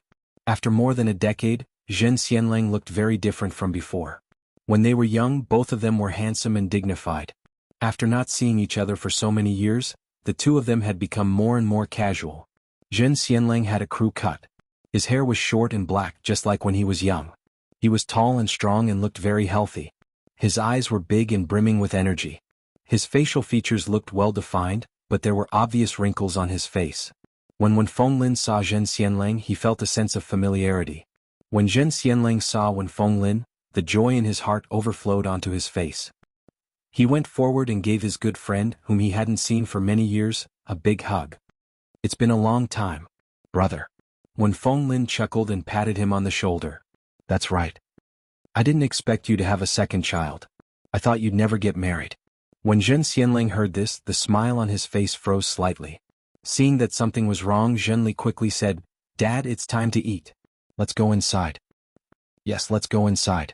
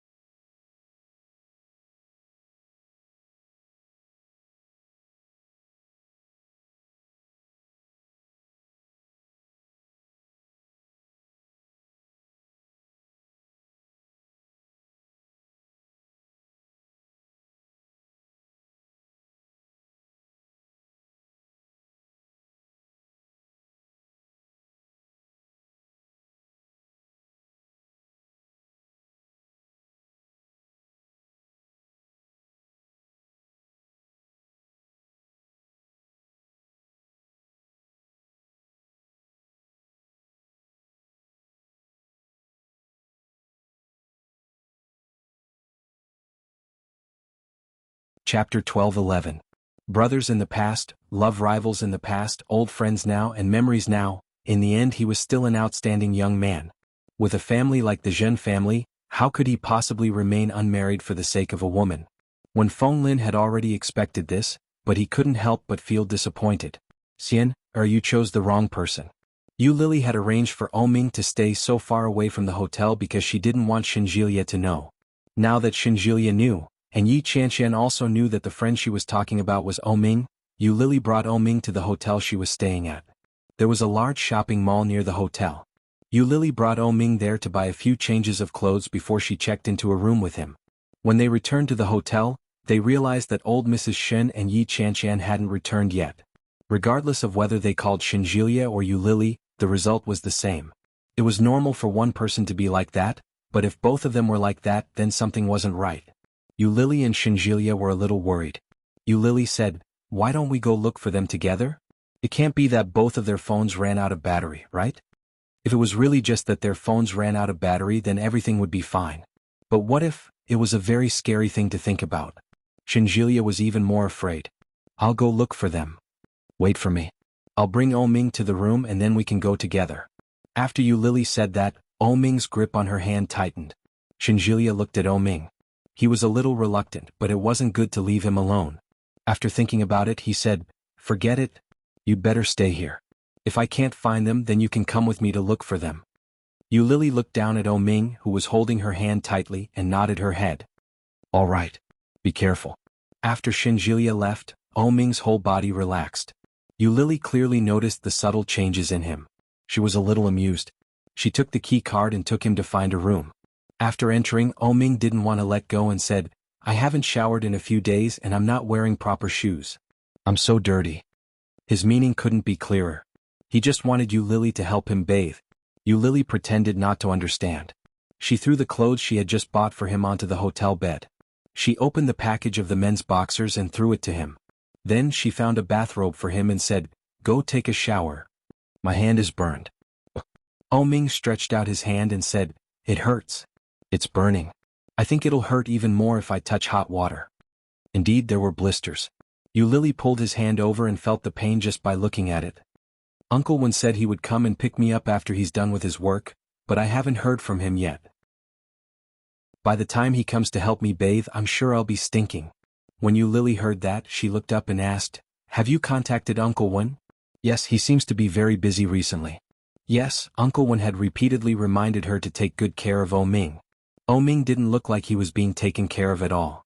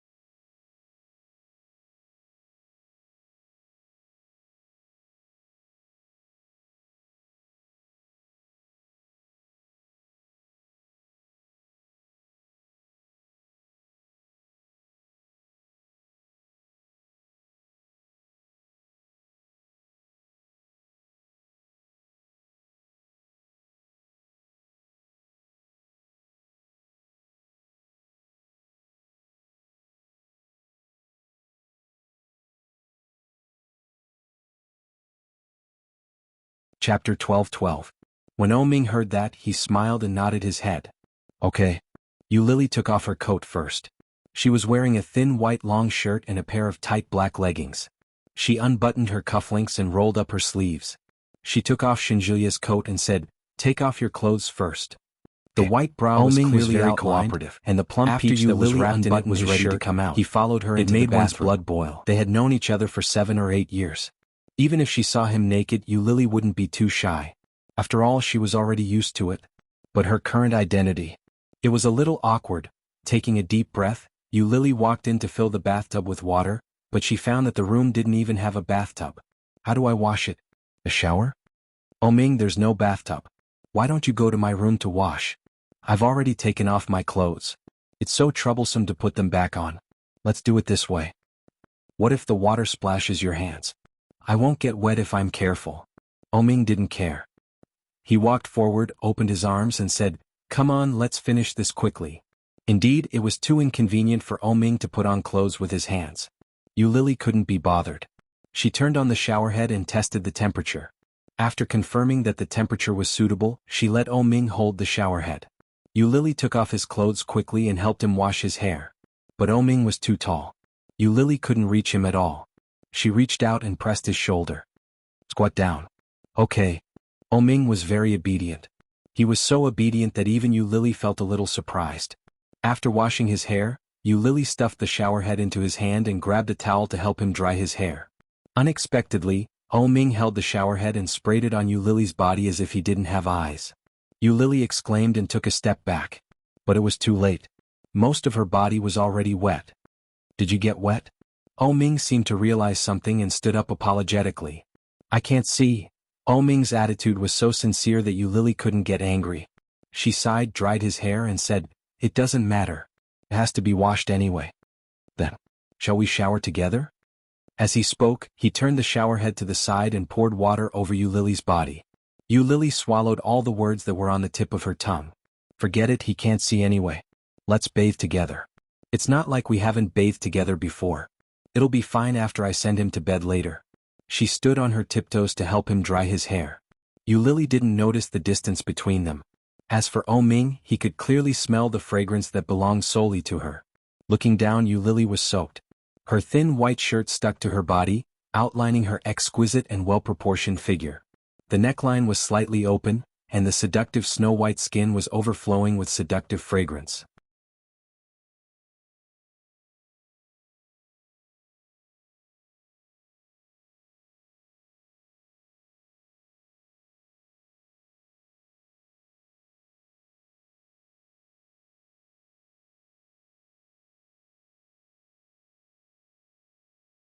Chapter 12:13. Hearing this, Ming came back to his senses. He touched his nose and said blankly, "I have a nosebleed." Lily was frightened.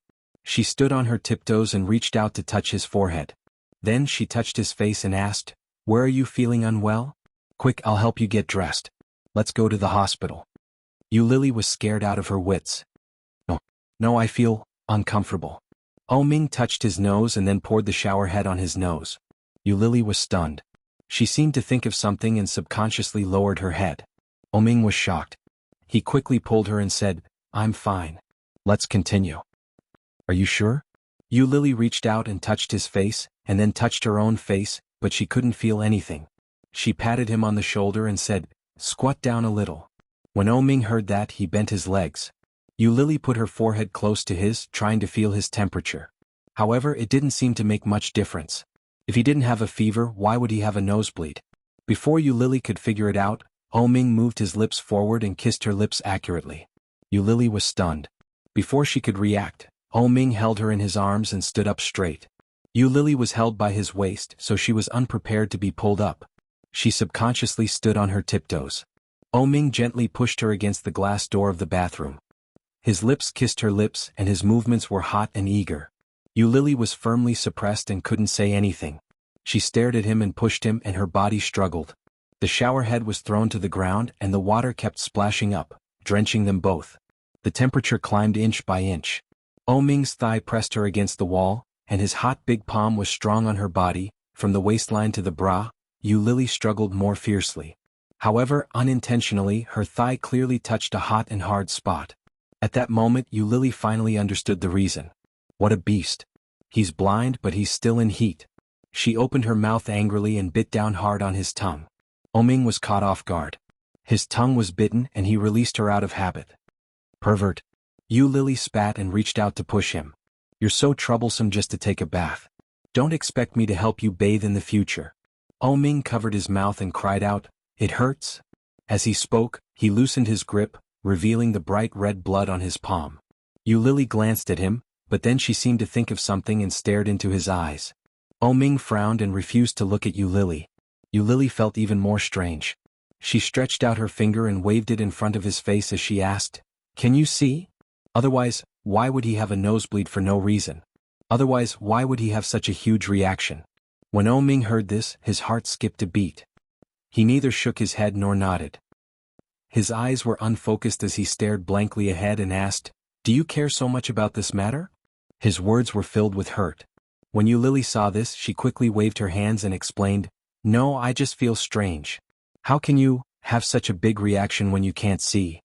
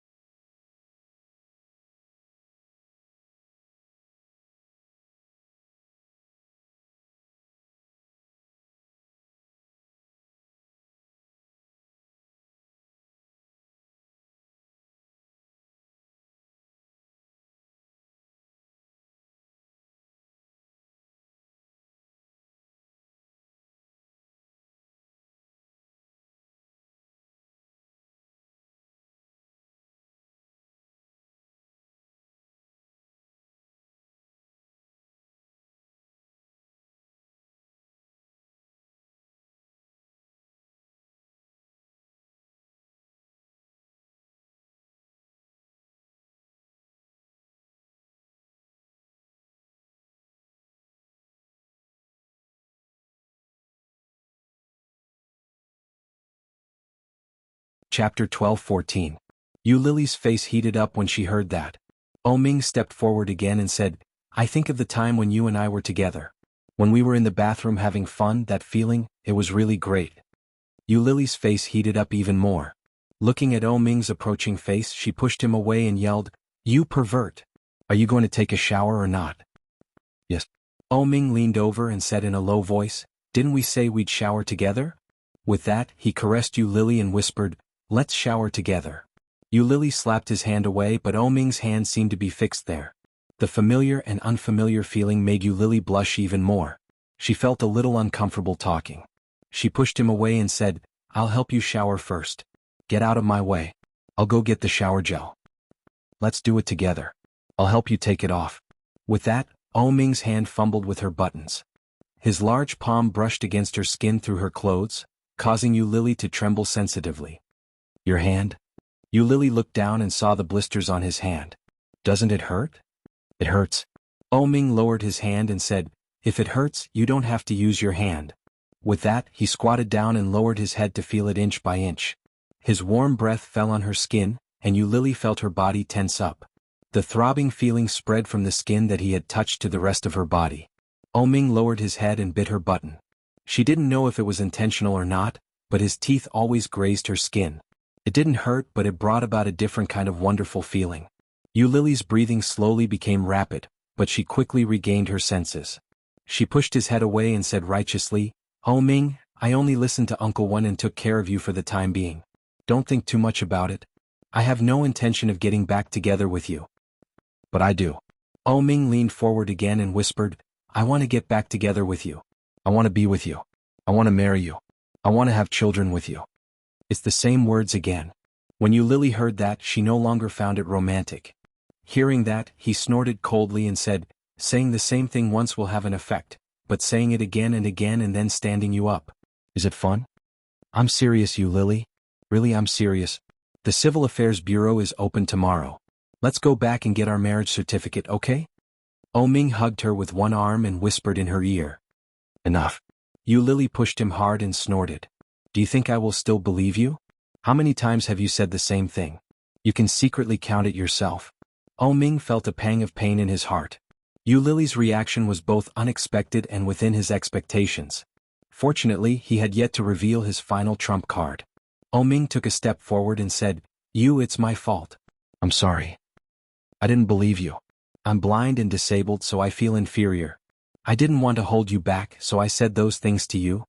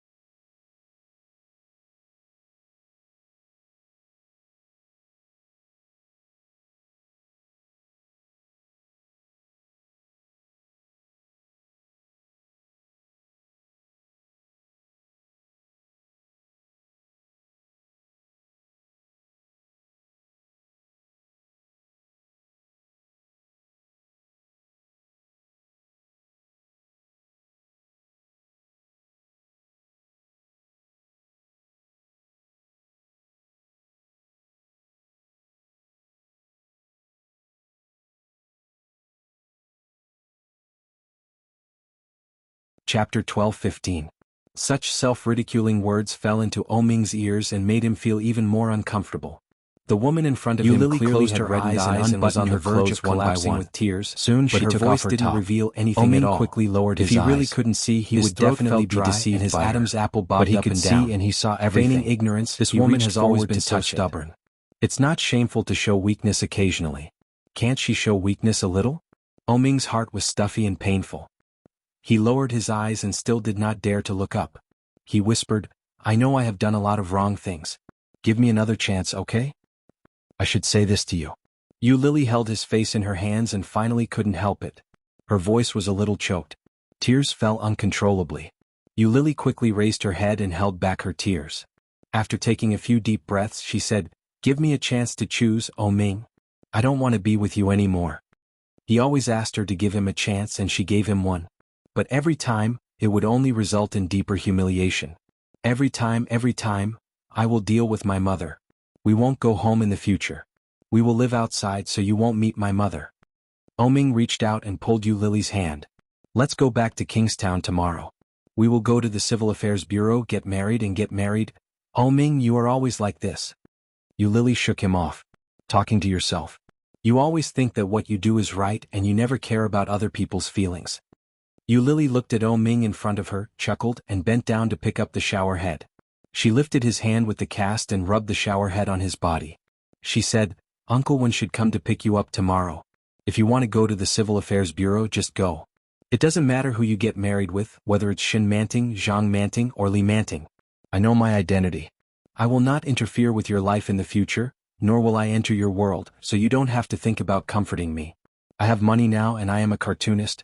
I don't need to depend on you to live, and I don't need you to be responsible for me. After you go back, remember to live a good life and pretend that I never existed, okay? His voice became softer and softer. Lily's throat was sore and she felt uncomfortable. Tears fell down and Lily finally couldn't hold back her tears. But in the end she did not cry out. Biting her lower lip, she expanded the water and washed it over Ming's body.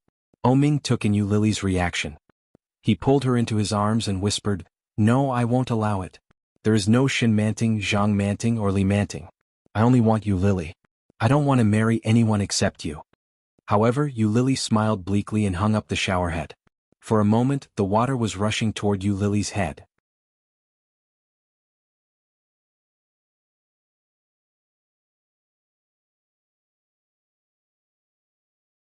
Chapter 12:16. Ming's body stiffened. For a moment he didn't know how to react. Lily saw his obviously stiff body and his obvious reaction. She bit her lower lip. She went forward to take a bath towel and put it on his head. You can go out. With that, she opened the bathroom door. Take 1 step forward, turn left, and take 3 steps out of the bathroom. After about 4 or 5 steps, you'll reach the bed. Ming's body didn't move. When Lily saw that, her lips curled into a mocking smile. I'll get ready. Get ready? Prepare for what? Ming had an ominous feeling in his heart, but when he heard that, he didn't ask much. He felt his way out. Lily turned the water on to the maximum and took a shower before walking out. Ming had already put on his bathrobe and boxers. He seemed to have sensed her coming out and turned his head in her direction. Lily was wrapped in a bath towel. She walked forward barefoot and looked at Ming. Then she let go of the bath towel. Ming's body stiffened, and he sat in the same place without moving. Lily didn't notice his reaction. Looking at his unfocused eyes, she pushed his shoulders and fell on the bed. Then her soft lips fell on his lips. Ming had never imagined that Lily would do that. Subconsciously he reached out and hugged her. Lily's kiss didn't go deep. She gently moved down and sucked on his Adam's apple. Ming's reaction, which had calmed down with great difficulty, suddenly rushed up again, and it was fiercer and more urgent than before. His reaction was too violent, and Lily could clearly sense the change in him. Then she slowly kissed him inch by inch. Ming hugged her and buckled her up with his legs. He pressed her down with one hand to bring her closer to him. The warm and soft body pressed against his, and the wonderful feeling made his heart itch. But he didn't rush to do anything to her. The strange feeling in his heart grew stronger and stronger. There was something wrong with this woman. Ming knew her too well. The more she acted like this, the more he felt that something was wrong. What do you want? To give it to you. Lily's words were straightforward. Don't you want it? I'll give it to you. Yes, very much. But how did Lily change so much? This was not normal. Is there a but? When Lily heard that, she rubbed her body against his, easily igniting his anger. In a low voice she said, But, after I give it to you we'll really break up. Just think of it as, having a breakup party. Breakup party? The fire in Ming's heart suddenly froze. What do you mean? After this, don't ever see me again. Lily didn't look at his expression. She pressed on top of him, lowered her head and kissed his chest. You and I are not from the same world. Forcing ourselves to be together won't lead to a good result. Who said that? Ming gritted his teeth and said angrily, you said I was self-righteous. What about you? Surnamed you, you're even more self-righteous than me. Whatever you say. In any case, there would be no future between them.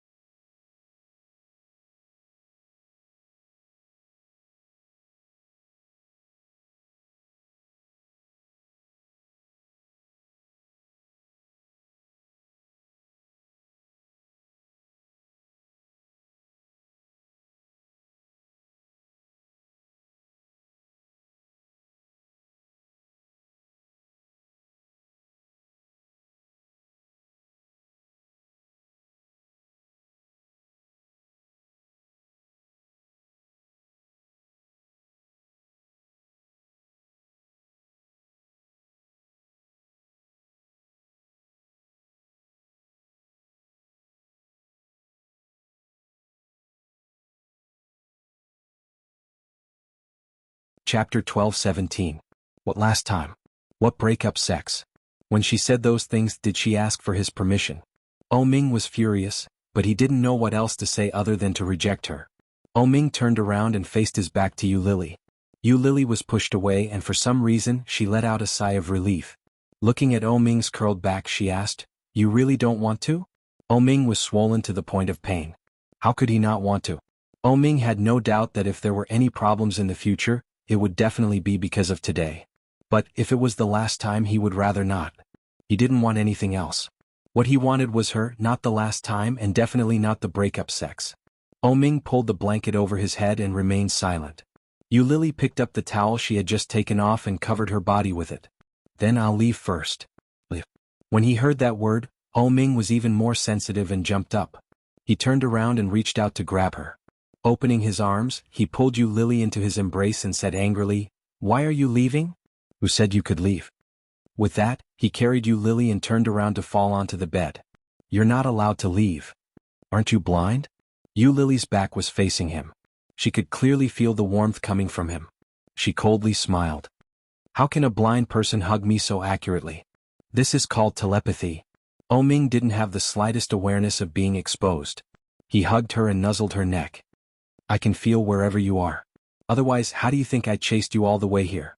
Do you think I'm a 3-year-old child? Yu Lily turned her head and looked into his eyes. At the same time, Ming closed his eyes and said, If you don't believe me, you can try. I can find you wherever you are, regardless of whether I have eyes or not. Yu Lily let go of his hand and wrapped herself in the towel and took 2 steps back. Ming closed his eyes and reached out to grab Yu Lily. Yu Lily's eyes darkened. She took 2 steps to the left. At the same time, Ming reached out to the left. Yu Lily went to the right and Ming did the same. She was pretty sure she hadn't made a sound. But Ming really seemed to have a telepathic connection. He could clearly sense her location every time. Throughout the whole process, Ming did not open his eyes. Yu Lily stepped forward to stand in front of Ming and reached out to touch his cheek. Would I never see such a proud man in the future? Would such beautiful eyes never be able to see again in the future? Yu Lily couldn't tell if she felt sorry for him or if she sympathized with him, or if she felt both. Ming closed his eyes and held her hand. In a low voice he said, "In the future, even if I am blind, I will always remember your face. I will never forget you." "Ming, do you love me?" "Love," she blurted out without hesitation. "How much?" "Without you I will die." When Yu Lily heard that, she burst out laughing. He moved his hand away and tried to retract it, but it was held tightly. Ming's eyes were still closed as he held her hand. "You don't believe me? Then do you trust me?" "I believe you." Still without the slightest hesitation. "I don't love you. I don't want to be with you."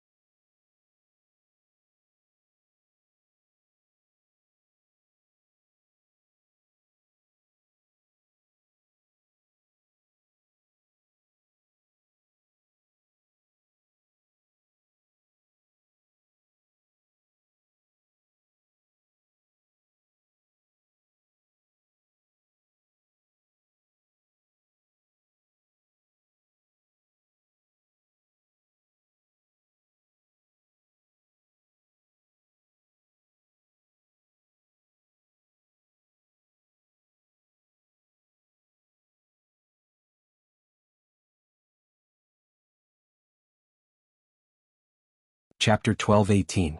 His eyes were full of pity. His dark brown pupils were bright and as deep as a lake at night. Yu Lily was clearly reflected in his eyes. When Yu Lily saw his eyes, her heart trembled slightly, and an unknown emotion surged. It rushed to her heart and then it rushed to her eyes. The liquid suddenly filled up and in a flash, it drooped down. Ming looked at her and covered her face with one hand. He whispered, "Why are you crying?" Hearing that, Yu Lily was even more sure that he had seen it. Just a moment ago she was still thinking about what he should do in the future. At that moment, Yu Lily felt that her heart was like a roller coaster, and the ups and downs were indescribable. Yu Lily couldn't help but pout, and the grievance in her heart suddenly came out. She opened her mouth and cried and big drops of tears fell. When Ming saw this he felt even more distressed. He pulled her over with one hand, kissed her wet hair and whispered, "Don't cry." The extremely gentle voice had its own unique charm. Her originally wavering heart was suddenly hooked back to him. Now even if she wanted to, she couldn't. Yu Lily lay on his shoulder and cried like a child. She shouted, "You liar."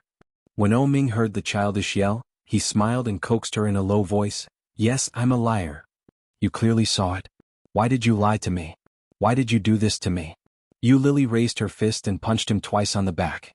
She didn't use much strength and it didn't cause any pain. Ming hugged her tighter and whispered, I was afraid that you would hate me. How could I trick you into coming back if I didn't hurt myself? Even if you hurt yourself, I don't want to talk to you. If I didn't hurt myself, I'm afraid you wouldn't even look at me, Yu Lily said. What Ming had said that day was too cruel. He thought that he would really be like that for the rest of his life, leaving no way out for himself. Who knew? After waking up from a coma for 2 days, he could suddenly see. This kind of surprise brought Ming not only joy but also regret. He regretted his cheap mouth, regretted his impulsiveness. Based on Yu Lily's character, if she found out that he had recovered and wanted to get back together with her, she would probably run even further and faster. Now, although it wasn't the best time to confess, he couldn't pretend anymore. If he continued to pretend, he would be exposed sooner or later. He might as well confess himself and perhaps suffer less. If the incident in the afternoon happened a few more times, it would be enough to make him suffer. Recalling Shinjuya's prank in the afternoon, Ming gritted his teeth. After crying for a few minutes, she quickly wiped her face, straightened up and pushed him hard. Ming was pushed, but he didn't loosen his grip. Instead he tightened his grip. Let go. I won't. Ming's voice was calm, but there was no room for dispute. The reason why I confessed so quickly was not to let you go. Yu Lily grinned. Since you're fine, there's no need for me to take care of you anymore. You can let go. I'm going back. Go back? Ming's eyes darkened and he pulled her hard. Your man is here. Where else are you going? Didn't we break up?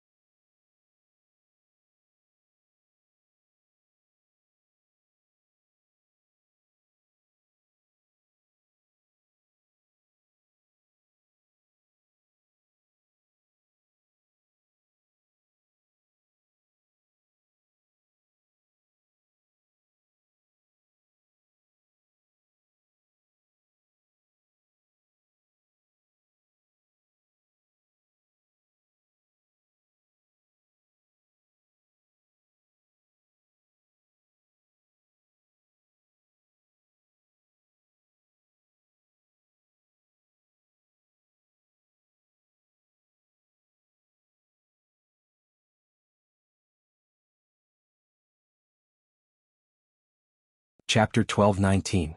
Ming's voice was domineering with an indisputable tone of command. I don't want to. Yu Lily pushed him away again. You have no sincerity at all. Why should I get back together with you? When Ming heard that, his eyes lit up. His heart was filled with joy. His lips unconsciously curled up as he asked, What kind of sincerity do you want? Yu Lily tried to shake his hand off, but she couldn't. With that movement, the bath towel, which wasn't wrapped tightly, fell off. Ming's gaze naturally fell on it. His eyes darkened and his emotions surged. His gaze was filled with a desire to possess her. He was like a hungry wolf that had seen meat. Lily's hair stood on end under his gaze. She quickly covered her chest with her remaining hand. But, by covering the top, the bottom was exposed. Under Ming's naked gaze, Lily's face became redder and redder. She reached out and covered Ming's eyes. "You're not allowed to look." Ming's only hand was holding onto Lily's arm. Now that his eyes were covered, he couldn't move her away. His lips curled up in a good mood as he said, "Why can't I look at my woman?" "Who's your woman? You're so shameless."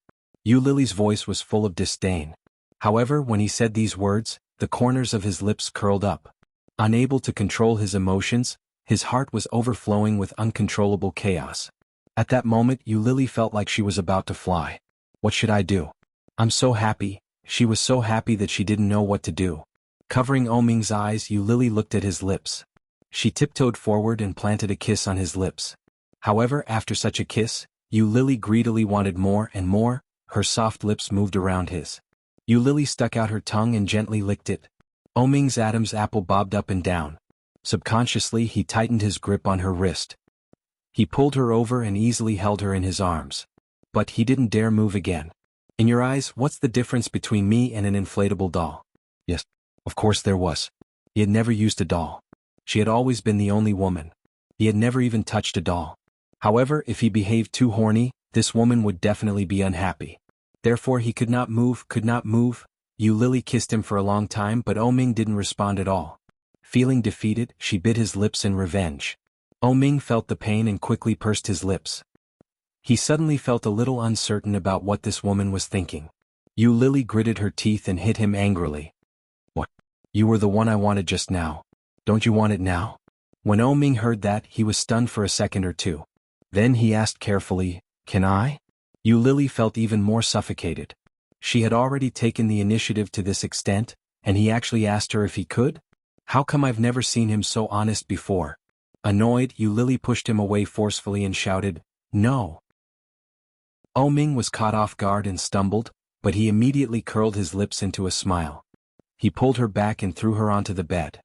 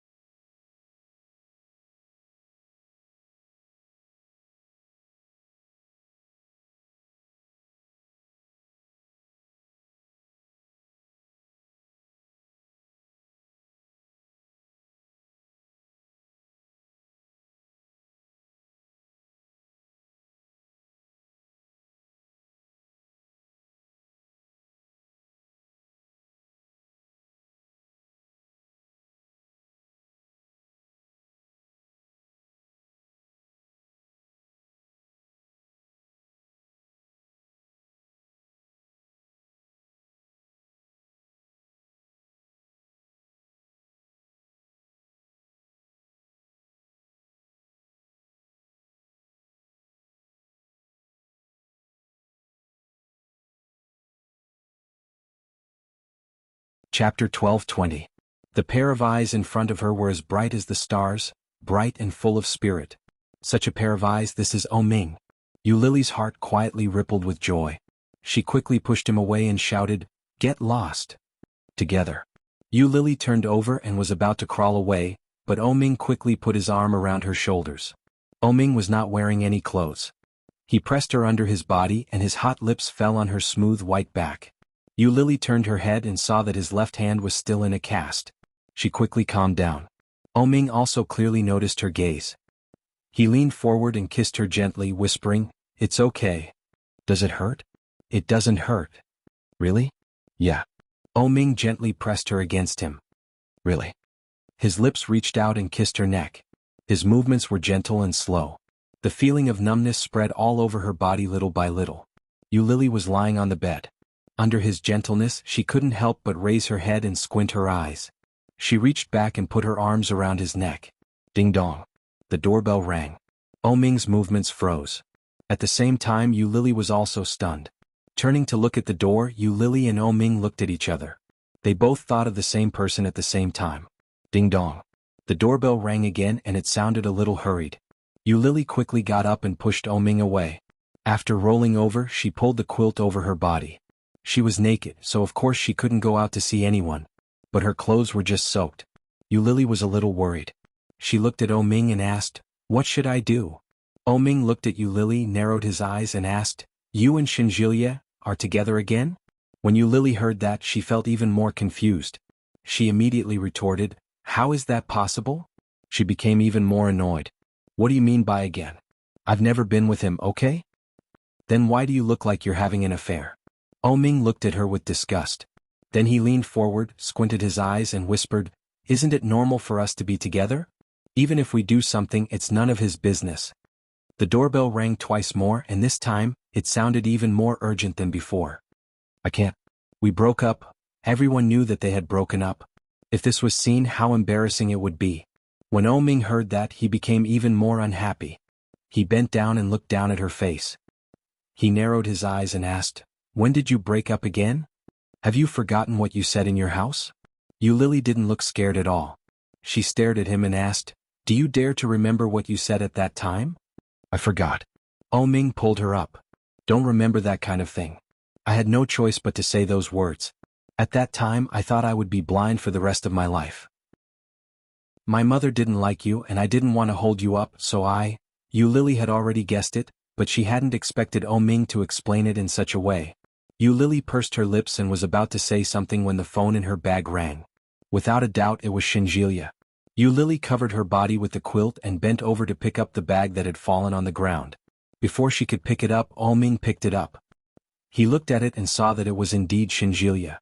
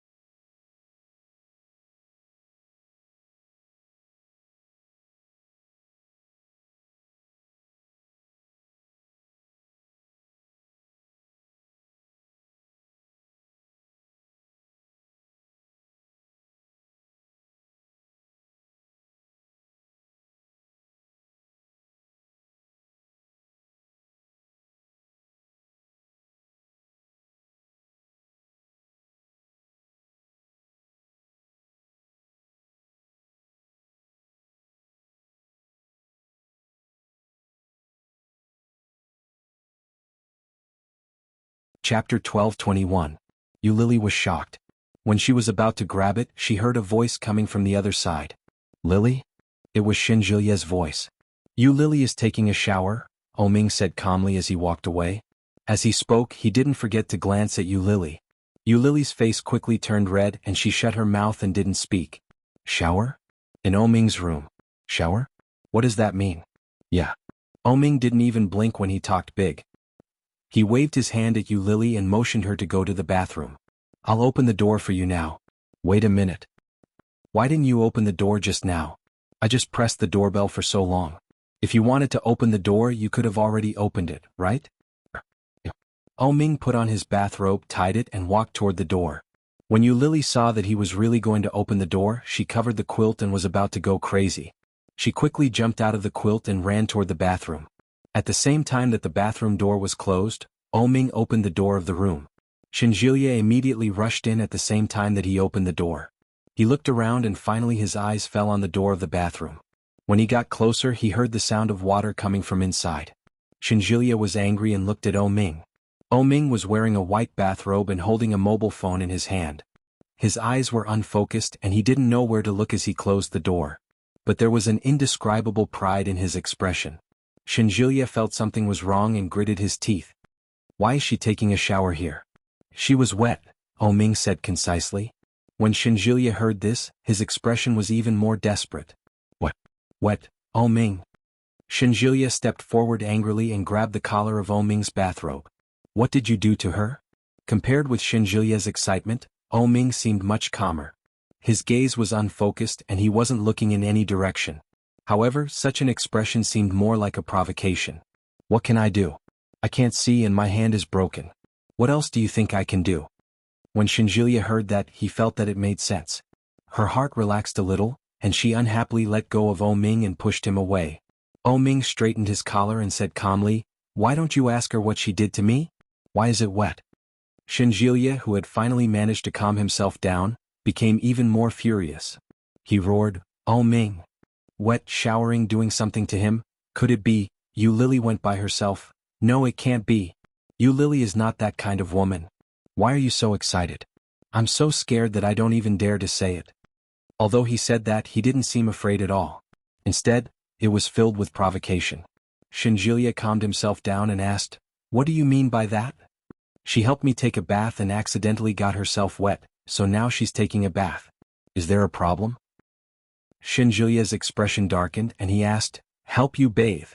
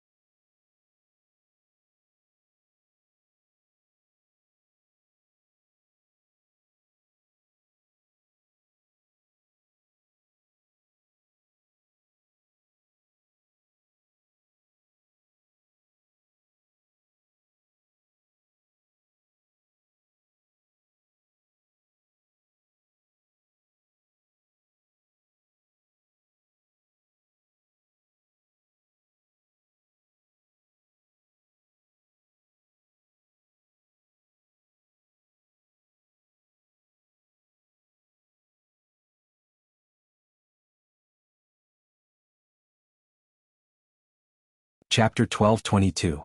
Undressing, putting on clothes, showering and wearing underwear. Isn't that? Shinjilia couldn't even imagine that scene. He couldn't accept it. The woman he liked was helping another man put on his underwear, and they used to be boyfriend and girlfriend. Who could stand that? Stepping forward angrily, Shinjilia reached out and grabbed Ming's collar again. He gritted his teeth and roared, "Oh, are you shameless? You let a girl do this for you and you said it so loudly. What do you think you Lily is?" Ming was grabbed, but he didn't have much of a reaction. Hearing that, he laughed and said, "I didn't say it very loudly, did I? Why did you have such a big reaction? You Lily is my girlfriend. Isn't it normal for her to help me bathe and dress?" Bah! Shinjilia couldn't stand it anymore and his spittle splashed out. The smile on Ming's face disappeared. He reached out and wiped his face, pushing Shinjilia away. "Mr. Shen, don't go too far." "Who is the one who went too far? Didn't you break up? Why are you still so entangled? What? Is it because you're blind that the women who used to be entangled with you don't want you now? So you can only pester you Lily, right?" Shinjilia sneered. "That's right. Who can stand your mother's mouth? Both mother and son have the same mouth. Serves you right that no one wants you." The bright smile on Ming's face had disappeared, and it was replaced by an inexplicable smile. A pair of eyes looked forward without focus. Shinjilia knew that Ming couldn't see him, but he inexplicably felt a sinister chill. Ming looked calm and said, "In the face of the crazy bark of a loser, I can only give you sympathy." "You." Shinjilia's heart suddenly began to explode. He raised his fist and punched Ming's face in front of him. However, before his fist landed, he heard the sound of the bathroom door being opened. Shinjilia's movement stopped abruptly. He turned his head and looked over. The first thing he saw was a snow-white shoulder. Before he had time to see more, he heard Yu Lily scream and then the sound of the bathroom door being slammed. Yu Lily did it on purpose. Ming could tell that she was trying to calm Shinjilia down. Shinjilia had no idea what was going on. He stared at the door of the bathroom and his mind was filled with images of fair skin. Her white, misty skin was beautiful. Tempting and beautiful, it lingered in his mind. Shinjilia felt his mouth go dry. Suddenly, a huge force came from his side. Shinjilia staggered and fell to the ground. "Ouch!" Shinjilia screamed. He looked up and cursed, "Oh Ming!" "Shinjilia." Yu Lily's voice came from the bathroom. Shinjilia was at the door of the bathroom. When he heard the voice, he looked up and replied, "Here. Is Yi Chanchan back? Can you ask her to bring me a set of clothes? My clothes are all wet." When Shinjilia heard that, he immediately realized that Ming must have done it on purpose. Chapter 12:23. Shinjilia quickly left. After Ming closed the door to the room, he knocked on the bathroom door and said, "Let's go. Open the door and let me in." "No. I don't have anything to wear. It's not like I haven't seen it before. Open the door. I have a secret to tell you." Yu Lily's back was against the bathroom door. She felt a little chilly without any clothes on. When she heard Ming's words, she hesitantly opened the door. Unexpectedly, Ming suddenly came in and held her with one arm. He lowered his head and kissed her on the lips. Yu Lily was completely unprepared for such a surprise attack. Her eyes widened and her hands were on Ming's chest. She struggled a little. Unexpectedly, Ming let go of her at once. Looking at her arms that were half covering her body, his eyes darkened. Shinjilia saw it just now. Saw it? Yu Lily was stunned, but she quickly understood what Ming was talking about. Yu Lily blushed. She could clearly see the displeasure in Ming's eyes and the obvious jealousy that surrounded him. Ming felt even more annoyed when he saw her delicate behavior. He pushed her against the sink and asked, "Why did you suddenly open the door? I can solve it myself." "I heard that the situation wasn't right, so you opened the door and let the guy see?" Ming gritted his teeth in anger and pinched her nose. The guy's face changed when he saw it. It was like a male dog in heat. "I only stretched out my hand. I shouldn't have seen anything. You're still talking. I saw it all." Thinking of how Shinjilia had seen her bare shoulders, her heart felt like it had been scratched by a cat. "Really?" Yu Lily felt a little guilty and shrank her neck. Seeing her like this, Ming felt even more depressed. He lifted one of her legs and gritted his teeth. "Vixen." Yu Lily was shocked and quickly pushed him away. She shouted, "What are you doing? They'll be here soon." Ming hugged her tighter and kissed her neck. He pressed his lips against her skin and whispered, I can't wait anymore. I've been holding it in for a long time. Don't you know? Yu Lily pushed him and looked at the open bathroom door. She lowered her voice and said, Are you crazy? What will we do when they come in? I can't get in. I locked it. Ming's lips moved lower and lower, igniting clusters of flames. Soon they burned brightly. Yu Lily hugged him and couldn't help but dance with his movements. Ding dong. The doorbell rang. When Yu Lily heard the voice, her body tensed up. She pushed Ming hard and exclaimed, Stop. They're coming. But Ming didn't care. He pressed her against his waist and sank, ding dong. Ding dong. She subconsciously clenched her fists. Listening to the hurried doorbell, she pushed him harder and harder. Unexpectedly, Ming acted as if he couldn't hear it. He lowered his head and kissed her lips. His actions were rough but gentle. Inadvertently, it had stirred up layers of emotions. The wonderful feeling made her want to cry out. Yu Lily reached out to cover her mouth. Her breath was heavy and lingering with the man in front of her, but she didn't dare to make a sound.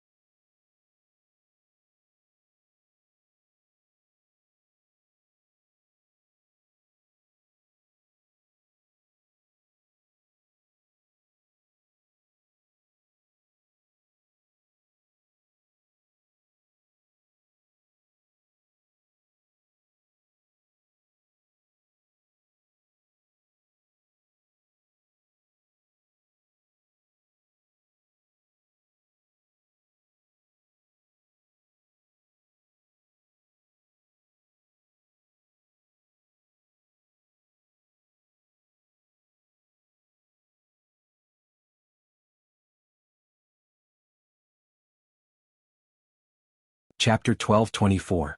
After all, there was a door between them, so the sound was not loud.